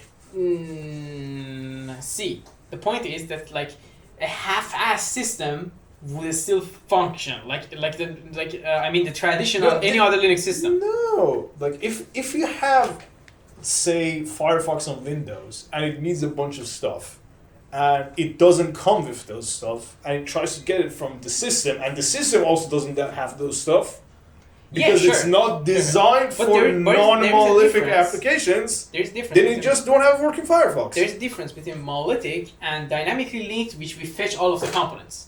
You know? Yeah, no, it's saying that systems currently have some of these issues, including forcing applications to be monolithic to actually function. Oh. Like you can't do non-monolithic applications because the stuff they need isn't there. They have some or all of the problems. This is one of the problems. Yeah, one of the things you could run into is that everyone has to bring their dependencies. You can't not bring. This is not explaining an issue that like is general, but like some chose this problem for themselves instead of the other problems that shared libraries have. Yes. Yeah. We have a reference to the 5. Where was the 5? 5. Okay, yeah, here. Unfortunately, systems depending on non-portable extension to file system. Yeah, it has actually a footnote here. Right. For instance, Apple is moving away from resource forks to bundles in recent releases of the macOS. The former approach stores streams of metadata such as icons in files in addition to its regular data contents, which is not portable. The latter approach, on the other hand, uses directory trees of regular files to keep such data element together, which is portable. Okay. Yeah, so it's basically saying that the example it was referring to was that non-portable issues. Right. Yeah. And also we have the rest of them. Oh, it's a whole list. Deployment actions can only be performed by administrator, not an unprivileged user. That's a good point. To be honest, it didn't discuss it, but that's a really good point. Yeah. Yeah. And I think it's still like that on most systems. Yeah. Because you can install user packages on Nix, I know that, but but not in any other you can't do it most other places. I mean, you can install app image, I guess, but like you're not installing anything then. Yeah, it's more of an app being ran or something, or like you can download. You can execute stuff as a user. That's just executing something you brought. Yeah. You're not doing what Nix does on a user level. Yeah. Fair. I mean, there's not installation involved. I guess that's that can be a good point. There is no link between binaries and sources and build process that built them. Fair. The system supports either source deployment or binary deployment, but not both. Or it supports both, but in a non-unified way. That's fair. Yeah. I mean, again, this is old and like homebrew and stuff exists now, but yeah. It has gotten better, but like a bunch of the issues have just been like patch fixed instead of fundamentally fixed. I mean, let's say it like this. Not even that. No one tried to attempt to go for all of the issues at the same time. Yeah. There is no link between. Okay, I read that one. It is difficult to adapt components. Component composition is manual, and the component framework is narrowly restricted to components written in a specific programming language or framework. The system depends on non-portable techniques, and that's it. The objective of research described in this thesis is to develop a deployment system that does not have these problems. Okay, cool. And we get to the holy part. Let me see what it is. The Nix deployment system. Oh yeah. This thesis describes the Nix deployment system, which overcomes the limitations of contemporary deployment tools described above. I describe the concepts and implementation, how it works, the underlying principles, why it works, and our experience and empirical validation that it works, and the application areas to which it can be applied, where it works. The main idea of the Nix approach is to store software components in isolation from each other in central component stores under path names that contain cryptographic hashes of all inputs involved in building the component, such as /nix, /store, hyphen Firefox hyphen 1.0.4. As I show in this thesis, this prevents undeclared dependencies and enables support for side-by-side existence of component versions and variants. Basically, can I shit on something in let me just Nix, by add the way? this. Okay, go. Yeah. Why the hell they decided to put the hash first? Like, if I want to go into Firefox folder, I want to write Firefox, not like RBMHW. I get it, there can be tooling for that, but I wanted to see they just work. Like, yeah, they could have put it after. Yeah, that's a bad idea. That's fair. Maybe it has a reasoning there. I haven't read it, but that's fair. But I just want to add this, like, it doesn't say it here, but the slightest difference in anything built, like, you just pass in an extra space that's just white space that doesn't change anything. That results in a different hash. Yeah. So it's not just like, oh, this is like version 2, this is version 3. Even if they have like a different flag enabled at build time, it's still going to be different To be hash. honest, I get it. Like this is a good. This is not maybe the No, I'm best just explaining idea. this to people who might not know. Yeah. So it's not just like you can have Firefox 2 and Firefox 3. You can have Firefox 2 with, I don't know, GPU support and Firefox 2 without GPU support in a shared system. Yeah, or Firefox with dock, which has an extra space in it, would be Yeah, completely different. You could just have them side by side, no problem. Yeah, and this is both, as you can probably completely see, good because like there would be absolutely no interference, and bad as in like, who determines that, like, if it's like so subtle, maybe I want to assume them as one. Like this can be an issue, but I also understand why they didn't go down the rabbit hole. It's a difficulty, not an issue, but it is a difficulty sometimes. It is if something is a difficulty, it's some sort of an issue. Let's like be honest. No? See, if we want to, let's not do this, okay? Like, put your NixOS Cultist hat down for a second. Okay. Yeah. Any difficulty is an issue of the system because it makes using it harder. There might be benefits to that, and I agree there is benefits to that. Like, if I don't do that, then I need to like. Any package build can be a Turing machine, and Turing machine analysis is like mathematically impossible. So like there would be some issue if I put in a space in something and like assume that it would be fine. Because I don't know, maybe the build it's stupid, but maybe the build process would actually read the README file for the package and check if it's a 2 space do something and if it's 1 space do something you else. don't know what's going on. So you have to be So you have to be like as clear as you can get, and if you don't want to be as clear as you can get, you're gonna add a heck ton of complexity. Yeah, so I get it, why they hash it. It's not perfect, but it's the damn best we close. got. Yeah, it's the best we got. The objective of the research and describe, blah, blah, blah. Okay, yeah, we had that. The main idea of Nix approach is to store components, even read that as well. As I show in this thesis, this prevents undeclared dependencies and enables support for side-by-side existence of component versions and variants. Availability. At the time of writing, the Nix system is available as free software at the homepage of Trace project. Now they have their own thing. Yeah, they got a fancy website. Yeah. They have fancy website, they have It's Hydra, they have a ton of other things. Yeah. Yeah. They have their own OS. Contributions. Contributions. Yep. Yeah, okay, my brain farted.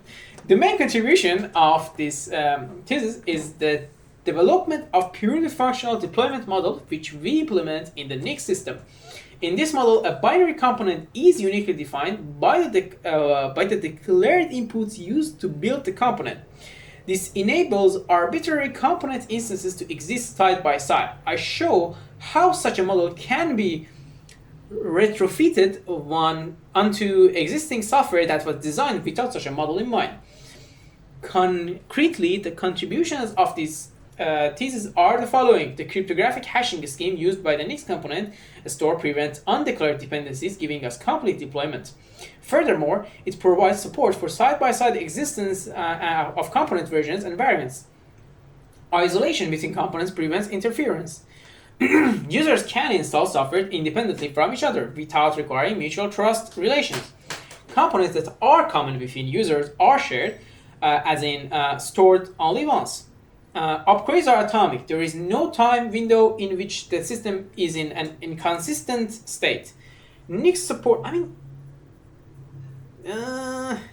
there's no time that is inconsistent. Like during the writing of the file, like linking the file, there must be some point which is inconsistent. Like unless the operation of writing on disk be atomic, which is basically what it does is that like it gets the new version, it makes sure the new version is fine, and then it goes ahead and point it to somewhere else, to the new version. Sure, there's like a millisecond if you plug out the even less power. than millisecond, but I mean, I don't know. Like maybe it's not that even. Like maybe not even a millisecond. But I think there gotta be, right? Like Maybe on. it's overriding it dynamically with the new hash, and halfway through writing the hash, you can turn it off. I'm looking for the needle in the haystack of like as an Actually, not issue. even that.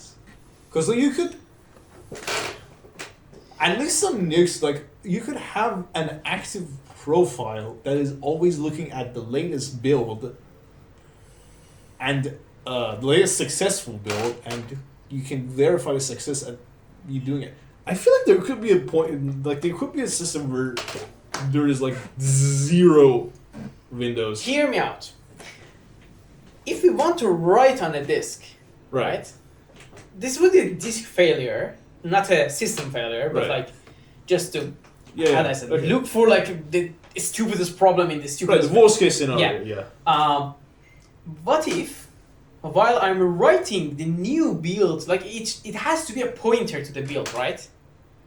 Like the whole build has a hash. I don't know how it works, but go ahead. There is like your system is a software in NixOS, right? And the derivations are like sort of pointed into the root of your whole NixOS derivation image that you have.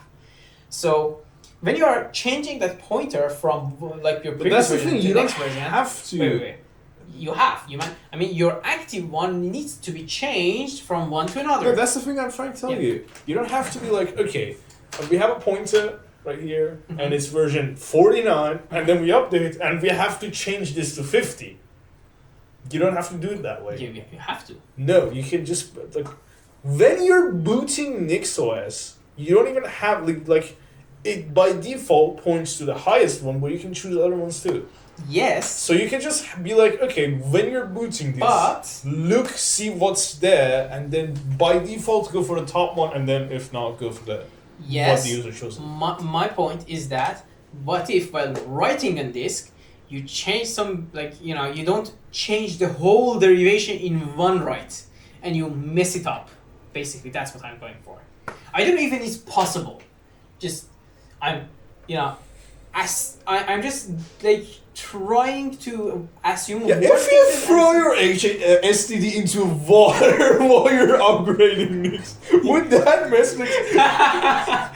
Why are you doing that in the first place? I want to turn my computer in the exact nanosecond it's gonna write in the second part. This sounds like a Mr. Beast video. Yeah, I sent my SSD to the nuclear war site. It didn't end well. I operated NixOS in Chernobyl. Oh god. Yeah, that was a bad tangent to start. Yeah. It's what we're here for, though. Go on. Yeah. Oh yeah. As we discussed, upgrades are atomic, presumably, and there is no time window in which in an inconsistent state. Nix support 01 time rollback to previous configurations. Nix support automatic. Oh, it's all one? Yeah, okay. I mean it's just point, bang, boink. Just gonna boink back. Just one value you change. No, I thought it was all of N. Like if you want to go 3 generations down, you gotta go 3 generations down. No, you just change something to the previous generation. That's cool. Yeah. To previous configurations, Nix support automatic garbage collection of unused components. The Nix component language describes not just how to build individual components, but also composition. Probably the weakest link in whole Nix ecosystem is the Nix language and its errors. Like, if I had the language is fine. The errors are very much with you. Even the language is like, it's so weird. Like, it's not. I think there was a more beautiful way. Nix, everything about it. Nix, the package manager, Nix, the DSL, and Nix, the operating system, is very arcane if you're not used to it. I will accept criticism where it's due, but the actual language itself, not the errors, the language itself, the syntax is not one of them. It's just arcane. You're just not used to it. So we have to have a point of not agreeing on this. Yeah. Okay. That's fine. Again, maybe like if you use it for a longer period of time, it's fine. We just duel about it later. It's gonna be fine. Okay. One of us die at some point. Nix support automatic garbage collection. The Nix component. The language is a lazy, purely functional language. This is a good basis for a component composition language. Fun fact: it's also Turing complete for some reason. Yeah, it is. I mean, it's a language. It's a programming language. It's actually not a language completely. Like it's a DSL. it is a DSL, but it is a programming language DSL. Yeah, it's like not fully a programming language, but not you can fully a DSL. completely use it to It's- make any application. And like, I'm pretty sure I heard this somewhere that By the way, the- DSL stands for domain-specific language. Yeah. domain. Yeah, Basically, something that's just made to do one specific thing, not like a run. Like I don't know. interact with a specific like thing instead of being general. DSL basically stands for something that you shouldn't make do in it, but nerds would do it either way. No, you can do it with every single DSL, but okay. Most of them you can. You can do it with like You can Vim run scripts. on like PDF at Doom. Come you on. can make Doom with Vim scripts. Okay, You can run it on bacteria. We're not having God, this bacteria. discussion. Yeah. But I'm pretty sure somewhere he said that the only reason it's Turing complete is because he was doing like academic stuff. It was just trying to piece something together. It probably wouldn't have done. I think that was a good idea. It was a dangerous idea, but it was a good idea. Because like if you assume it's Turing complete, you basically like relax so many things. Like you need to do so much. If it's such a like, okay, this is a lost battle. Let's not try to do some weird hacks around the constraints of the language. Because when you do that, there might be something you are missing. But when you assume it's Turing complete, it's Turing complete. Like you can do everything. Yeah. You need to sandbox this everything machine. Yeah. And it would make everything more clear, I think. Yeah. Nix support automatic garbage collection of unused components. The Nix component language describes not just blah, blah, blah. I read that. Nix has a transparent source binary deployment model that marries. Yeah. Okay, wasn't expecting to get married here. That marries the best parts of source deployment models such as the FreeBSD port collections and binary deployment models such as RPM. Why not like just joins or something? Marries is such a strange word. Okay. I mean, in essence, binary deployment is an automatic optimization of source deployment. Okay. Nix is policy free. It provides mechanism to implement various deployment policies, but does not enforce a specific one. Some policies described in this thesis are channels in push and pull variants, one-click installations, and pure source deployments. Okay. Policy free provides mechanism to implement various deployment policies. but Basically, does there's a not bunch of stuff it enforce- doesn't enforce, but you can do if you want to. Yeah, I get it. Like it tries to not have a way, but like It's a toolbox that just lets you do what you want. no, it's more like an abstract class. There you can't make it like you can't realize it on its own, but it doesn't presume some stuff, but you can assume a lot of things for it. Like for example, you can have channels, you can have one-click installers, you can have pure source deployments, and blah blah blah blah. I show that a purely functional model supports efficient component upgrades despite the fact that a change to a fundamental component can propagate massively through the dependency graph. Okay, that's a big claim. Wait, what? Can you read I that show that a purely functional model supports efficient component upgrade despite the fact that a change to a fundamental component can propagate massively through the dependency graph. again? I Yeah, that think- makes sense. I think what it's trying to say is that while we would have a completely different build for a single space, still the tree is sparse enough to not worry about the quadratic space allocation that we discussed earlier. Yeah. That's at least my assumption. Again, we're not like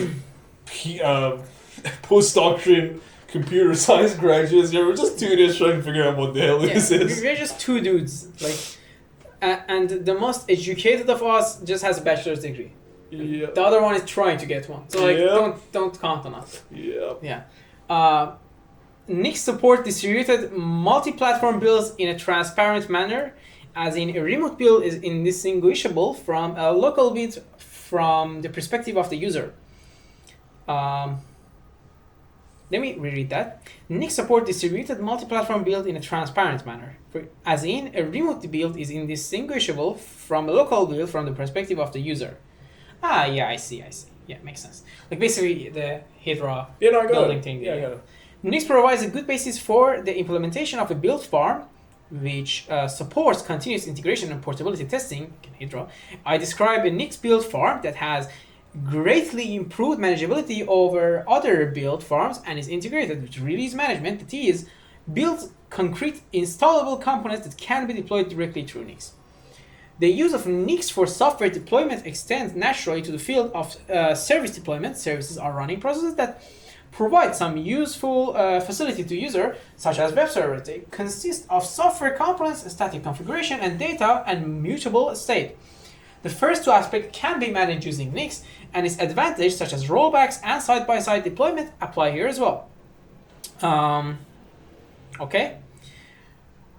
Though Nix is typically used to build large-grained components, as in traditional packages, it can be used to build small-grained components such as individual source files.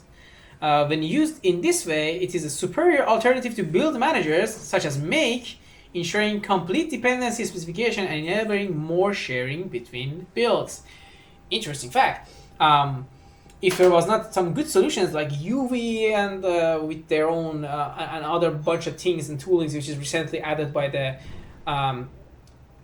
Astral team, I think Nix would probably fix Python. Like I manage all my Python packages with Nix, and I do think UV is a better experience. I just do it because I want everything in the same place. Yeah. But I think Nix is a better packaging service than pip. Yes, I mean there is no discussion on that. That's saying a lot. See, for like something that wasn't even remotely designed for doing what. For doing it. Like if you say Cargo versus Nix, there might be a debate. Like saying Pip versus Nix, like that's just so like. Pip sucks. Yes. And it's just trying to be like a little bit better. This, which is just like, okay, let's make everything not stupid in general. Like, it's not even trying to cater to Python. Yeah. The fact that that's better than what Python ships with, that's crazy. That says something. That says something about Python package. Python and Nix both, but also Nix. Yeah. Not Python in general, but Python packaging strategy. Yeah, I mean, they recently are working on improving these things a lot. I mean, basically Python Foundation is not doing a thing for that mostly. I mean, they are making some pips, but like nobody's implementing them. So it's just basically going on. I have no idea what's going on. Hey, we have an RFC here. Look at this. It's so beautiful. Anyone gonna write this? No? No one gonna adopt this? Okay, fine. So it's basically like half of the pips in ours are not even really used much. But like, toolings like UV and these, I think like the future of programming language and operation system is ergonomic tooling around them, not them even on its own. Like if you have ergonomic tooling, you went half of the way. That's my point. And like things like UV and ROF and TIE and these things by Astral are really critical in the ecosystem. Anyways, that was such a big branch. It's fine. But yeah, that's what we're here. We're here for the fun. Yeah. Or not. Nix is typically used to build. We're here to watch you two dumbasses suffer. Okay. I mean, they're sleeping to this, bro. This is an ASMR session. Just imagine the title: 10-hour Nix species ASMR. If they don't wake up 10 times by us frantically laughing, that would be good.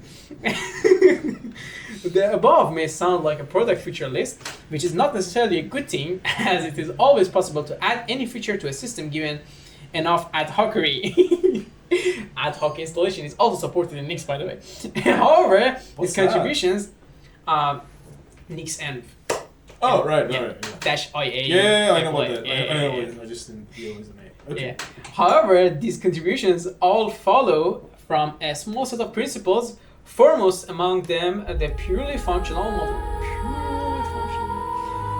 Purely functional model. Okay. I can see transcendent person like, oh, purely functional system. Outline of this thesis.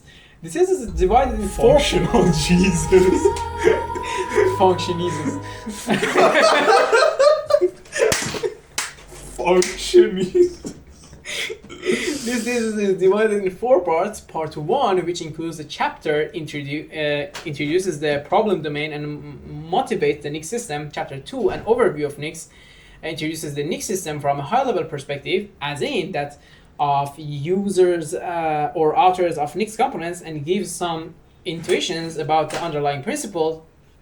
Part 2 is about the principle and formal semantics of Nix, the basic philosophy behind Nix to solve the deployment problems by treating them analogously to memory management issues in programming language. It is sort of like Rust is introduced in that sort of The use case is vastly different than Rust, but okay. Yes, but no. Like they both try to solve a critically big problem by introducing some hardship to the user, but actually being clean as fuck. No, the use case. Yeah. The use case is different. But like I think they had the same LSD trip when they were coming up with these ideas. You know, they took the same magic mushroom as the other guy. Okay. Yeah. I guess I probably need to beep that out for you too. Anyways, Dude, we're not getting monetized anyway. Don't worry about it. I might try to, like, at one point. I don't want to close the doors, dear sponsors. Like 10 people are gonna watch this, and See, none of them are gonna click on I'm the tip not. for a Yeah, second. exactly. The point is not to.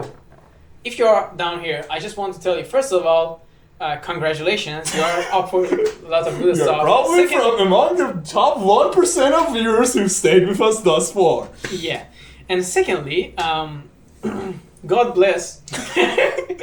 And finally, you are the chosen one, cause like I made this for the memes. If you are still here, like, good job. Thank you. You should install NixOS. Probably. You have enough autism for that. Yeah. The syntax and semantics of the... Wait, did I read the part 2? Yeah, let me read it again. If I forgot it, maybe the user as well. What page are we on? We are on page 24. We are close to the end of the introduction. Okay. Don't worry.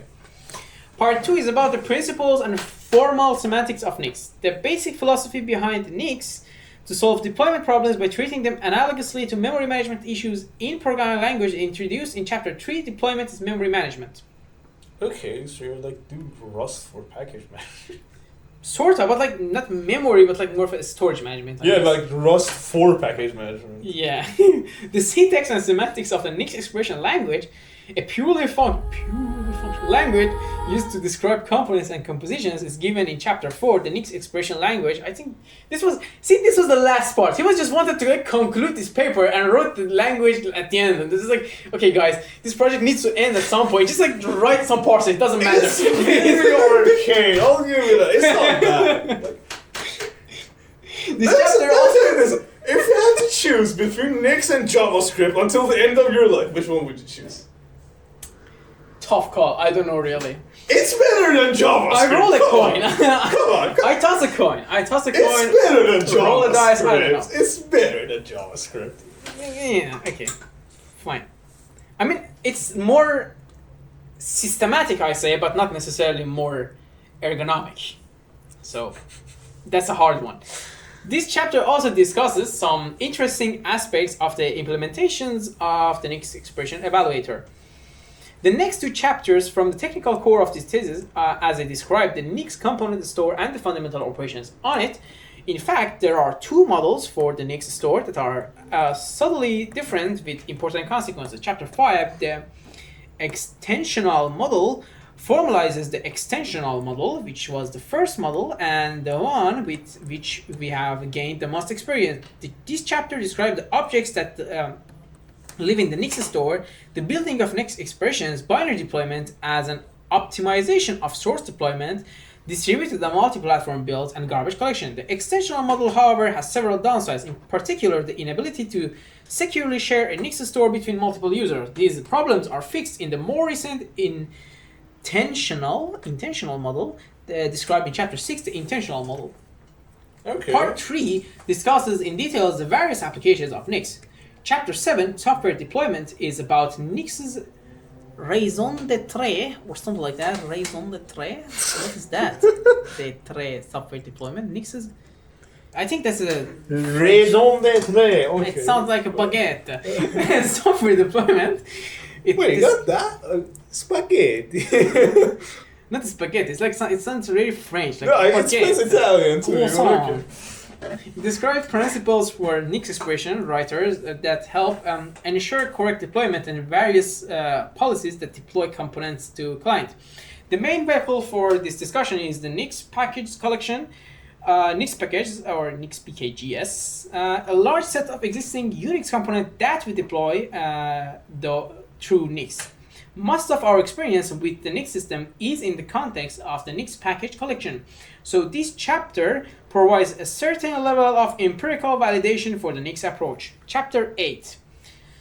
Continuous integration and release management shows the Nix provides a solid basis for the implementation of a build farm, which is a facility that automatically builds software components from a version management repository. This is useful to support continuous integration testing, CI/CD stuff, which provides developers with almost immediate feedback as to whether their change integrates cleanly with the work of other developers. Also, a Nix build farm can produce concrete releases that can be automatically deployed to user machines. For instance, through the channel mechanism described in Chapter 7, through the channel mechanism described in Chapter 7. Chapter 9.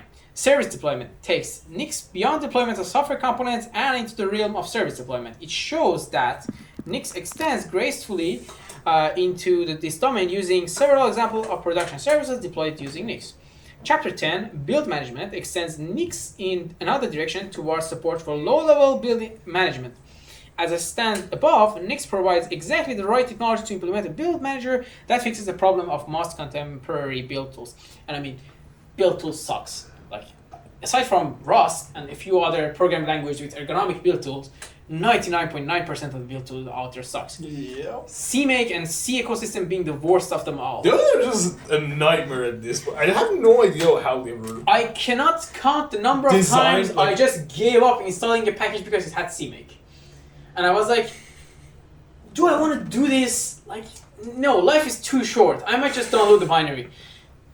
Anyways, roadmap. Different readers will find different parts of this thesis interesting. Chapter 2 can be skipped initially, at least by readers who are interested in Nix as a tool, but is required reading of those who wish to modify Nix itself. I mean, we're gonna read it, I guess. Nix users will be must... we'll read the acknowledgement section. Nix users will be most interested in the various applications discussed in Part 3, Chapter 7, Software Deployment. The deployment should not be skipped as it provides an in-depth discussion on Nix expressions, builders and deployment mechanism and policies that are also relevant to the subsequent application chapters. Nix users and developers will also find the online manual useful. 161 reference. You can check it. Origins. Parts of this thesis are adapted from earlier publication, Chapter 2. An overview of Nix is very loosely based on the Lisa 04 paper, Nix, a safe and policy-free system for software deployment. Which, quick break here, like I think 2 or 3 years before this came out, the PhD thesis, the guy actually presented a paper at the conference, which was like the very basic, like early stages of the idea of Nix, and it kind of like spiraled into what you see here. It went from like 12 pages into like 250 That's why we pages. are not reading that now. Like, reading that would be just too much. And we basically gonna have too much already, and we're gonna cover nearly everything, so there's no reason. That was like 12 pages. Just like it's not really worth it. Like there's not much in there that's not in here. Yeah, that's the point. And there might be even things that change and would cause. There are things that change, yes. Nix, a safe and policy-free system for software deployment. Co-authored with Marine de Jong and Ilko Visser. Chapter 3, Deployment as Memory Management, is based on Section 3 to 6 of the ICSE 2004 paper, Imposing a Memory Management Discipline on Software Deployment, written with Ilko Visser and Marine de Jong or something. That was Chapter actually another 6. one of those papers. The intentional model is based on the ASE 2005 paper, Secure Sharing Between Untrusted Users in a Transparent Source Binary Deployment Model, source/binary. Section 7.5 on patch deployment appears on the CBSE 2005 paper, Efficient Upgrading in a Purely Functional Component Deployment Model. Chapter 9, Service Deployment, is based on the SCM12 paper, Service Configuration Management, written with Martin Bravenbor and Ilkowizer, snippets of section 10.2 were taken from the SCM11 paper, Integrating Software Construction and Software Deployment. Again, sorry for chopping your names probably. 1.7 notational conventions that are being introduced here, which is part 2 of this thesis contains a number of algorithmic in a pseudocode notation in an imperative style with some functional, when it gets important I tell you, with some functional elements. Keywords in an algorithm are in boldface, variables are in italic, and function names are in sans serif.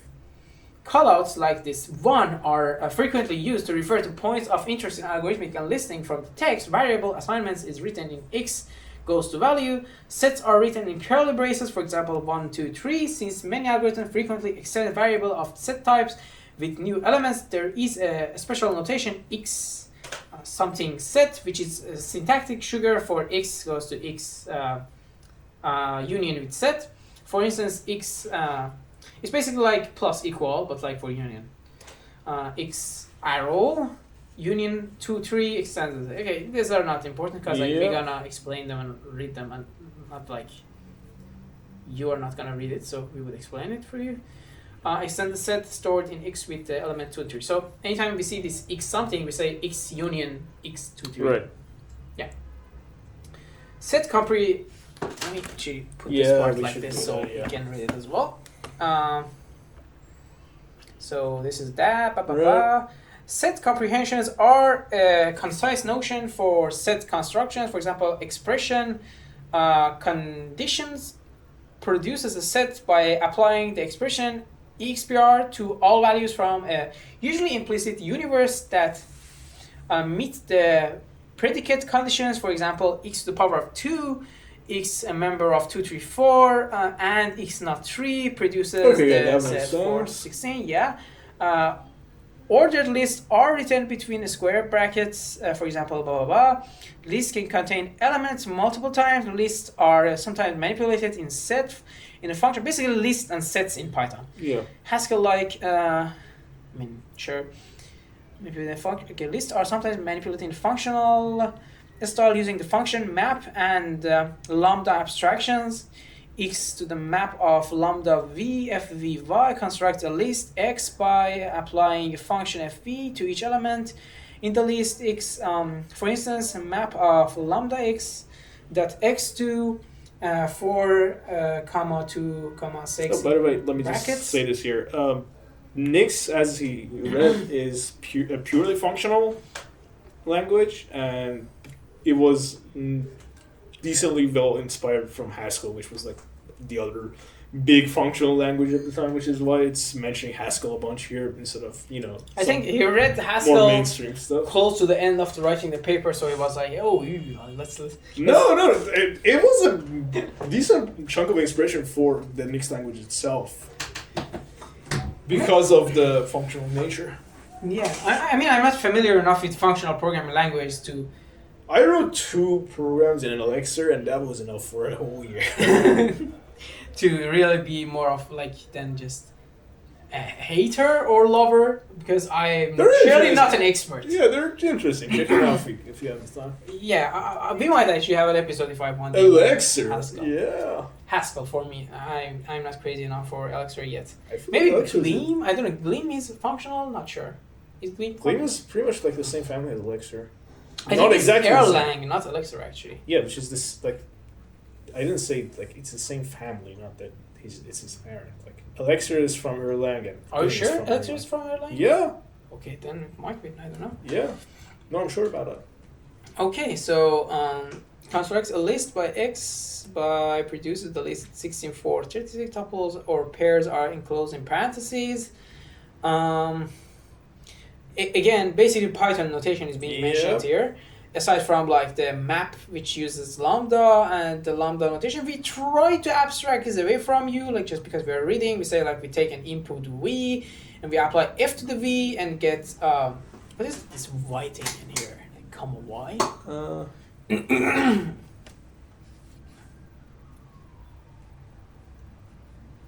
A list x by applying a function fv to each element in the list x. Oh, that's just input, I think. No, it's not. Yeah. See, lambda x x2. No, yeah, that's input. What is y? No, y is input. Look at the example, like lambda x dot x2 and 426. 426 gives us 16436. So we just take this and then x to it. I see. Yeah. See. Good point. Yes, the input. Yeah. So basically, anytime instead of reading you this x map something, we would say that x goes to the function x2 or We'll figure something out. Yeah, we would do something, probably. Hopefully. Inshallah. Produces the list 16436 tuples or pairs are enclosed in the parentheses. For example, A, B, C. Through this thesis, storage sizes are given in IEC units. For example, 1 KI. What was this? Oh god, I forgot this. They didn't say kilo. They said like it had a little bit of a difference in how they said it. Kilobyte? No. I read this a bunch of times, but they say that kilo and all of these are metric units and they are like powers of 10. So they changed the notation a bit for the powers of 2 base things. So like 2 to the power of 10 would not be kilo, it would be like that other thing which I forgot its name. And it's like it's equal to 1024 bytes and 1 MIB. Mega, okay. Yeah. 1024 to the power of 2 bytes and gigabyte would be the same thing to the power of 3. So it's basically instead of being 10 to the power of 3 jumps, we have 2 to the power of 10 jumps. Data types are defined in a Haskell-like notation. For instance, the definition of data foo is equal to foo. No, it's just a struct. Yeah. Basically a struct. Defines a data type foo with 3 fields, a string x, a list of strings y, This is an and instant, making an instance of it, right? And in addition, types can have unnamed fields and multiple constructors. Ooh, okay, that's interesting. For example, definition data can have leaf string and branch tree. Oh, okay. Okay, so data was the keyword for making structs, and you can have 2 options. Yeah, this is basically the algebraic enums of Rust. Right. You know, you can basically you can have multiple types, and by those different branch that you go down, you can have completely different sets, count of inputs and types of inputs. All right. Yeah. So define a binary type. So a leaf type can be a string, or you can have a branch which has like a tree and a tree, like 2 inputs. Right. Yeah. Okay. So defines a binary type, a binary tree type with a string stored in leaves. Yeah. It's basically just the same thing we read. Okay. So That's it for section that 2.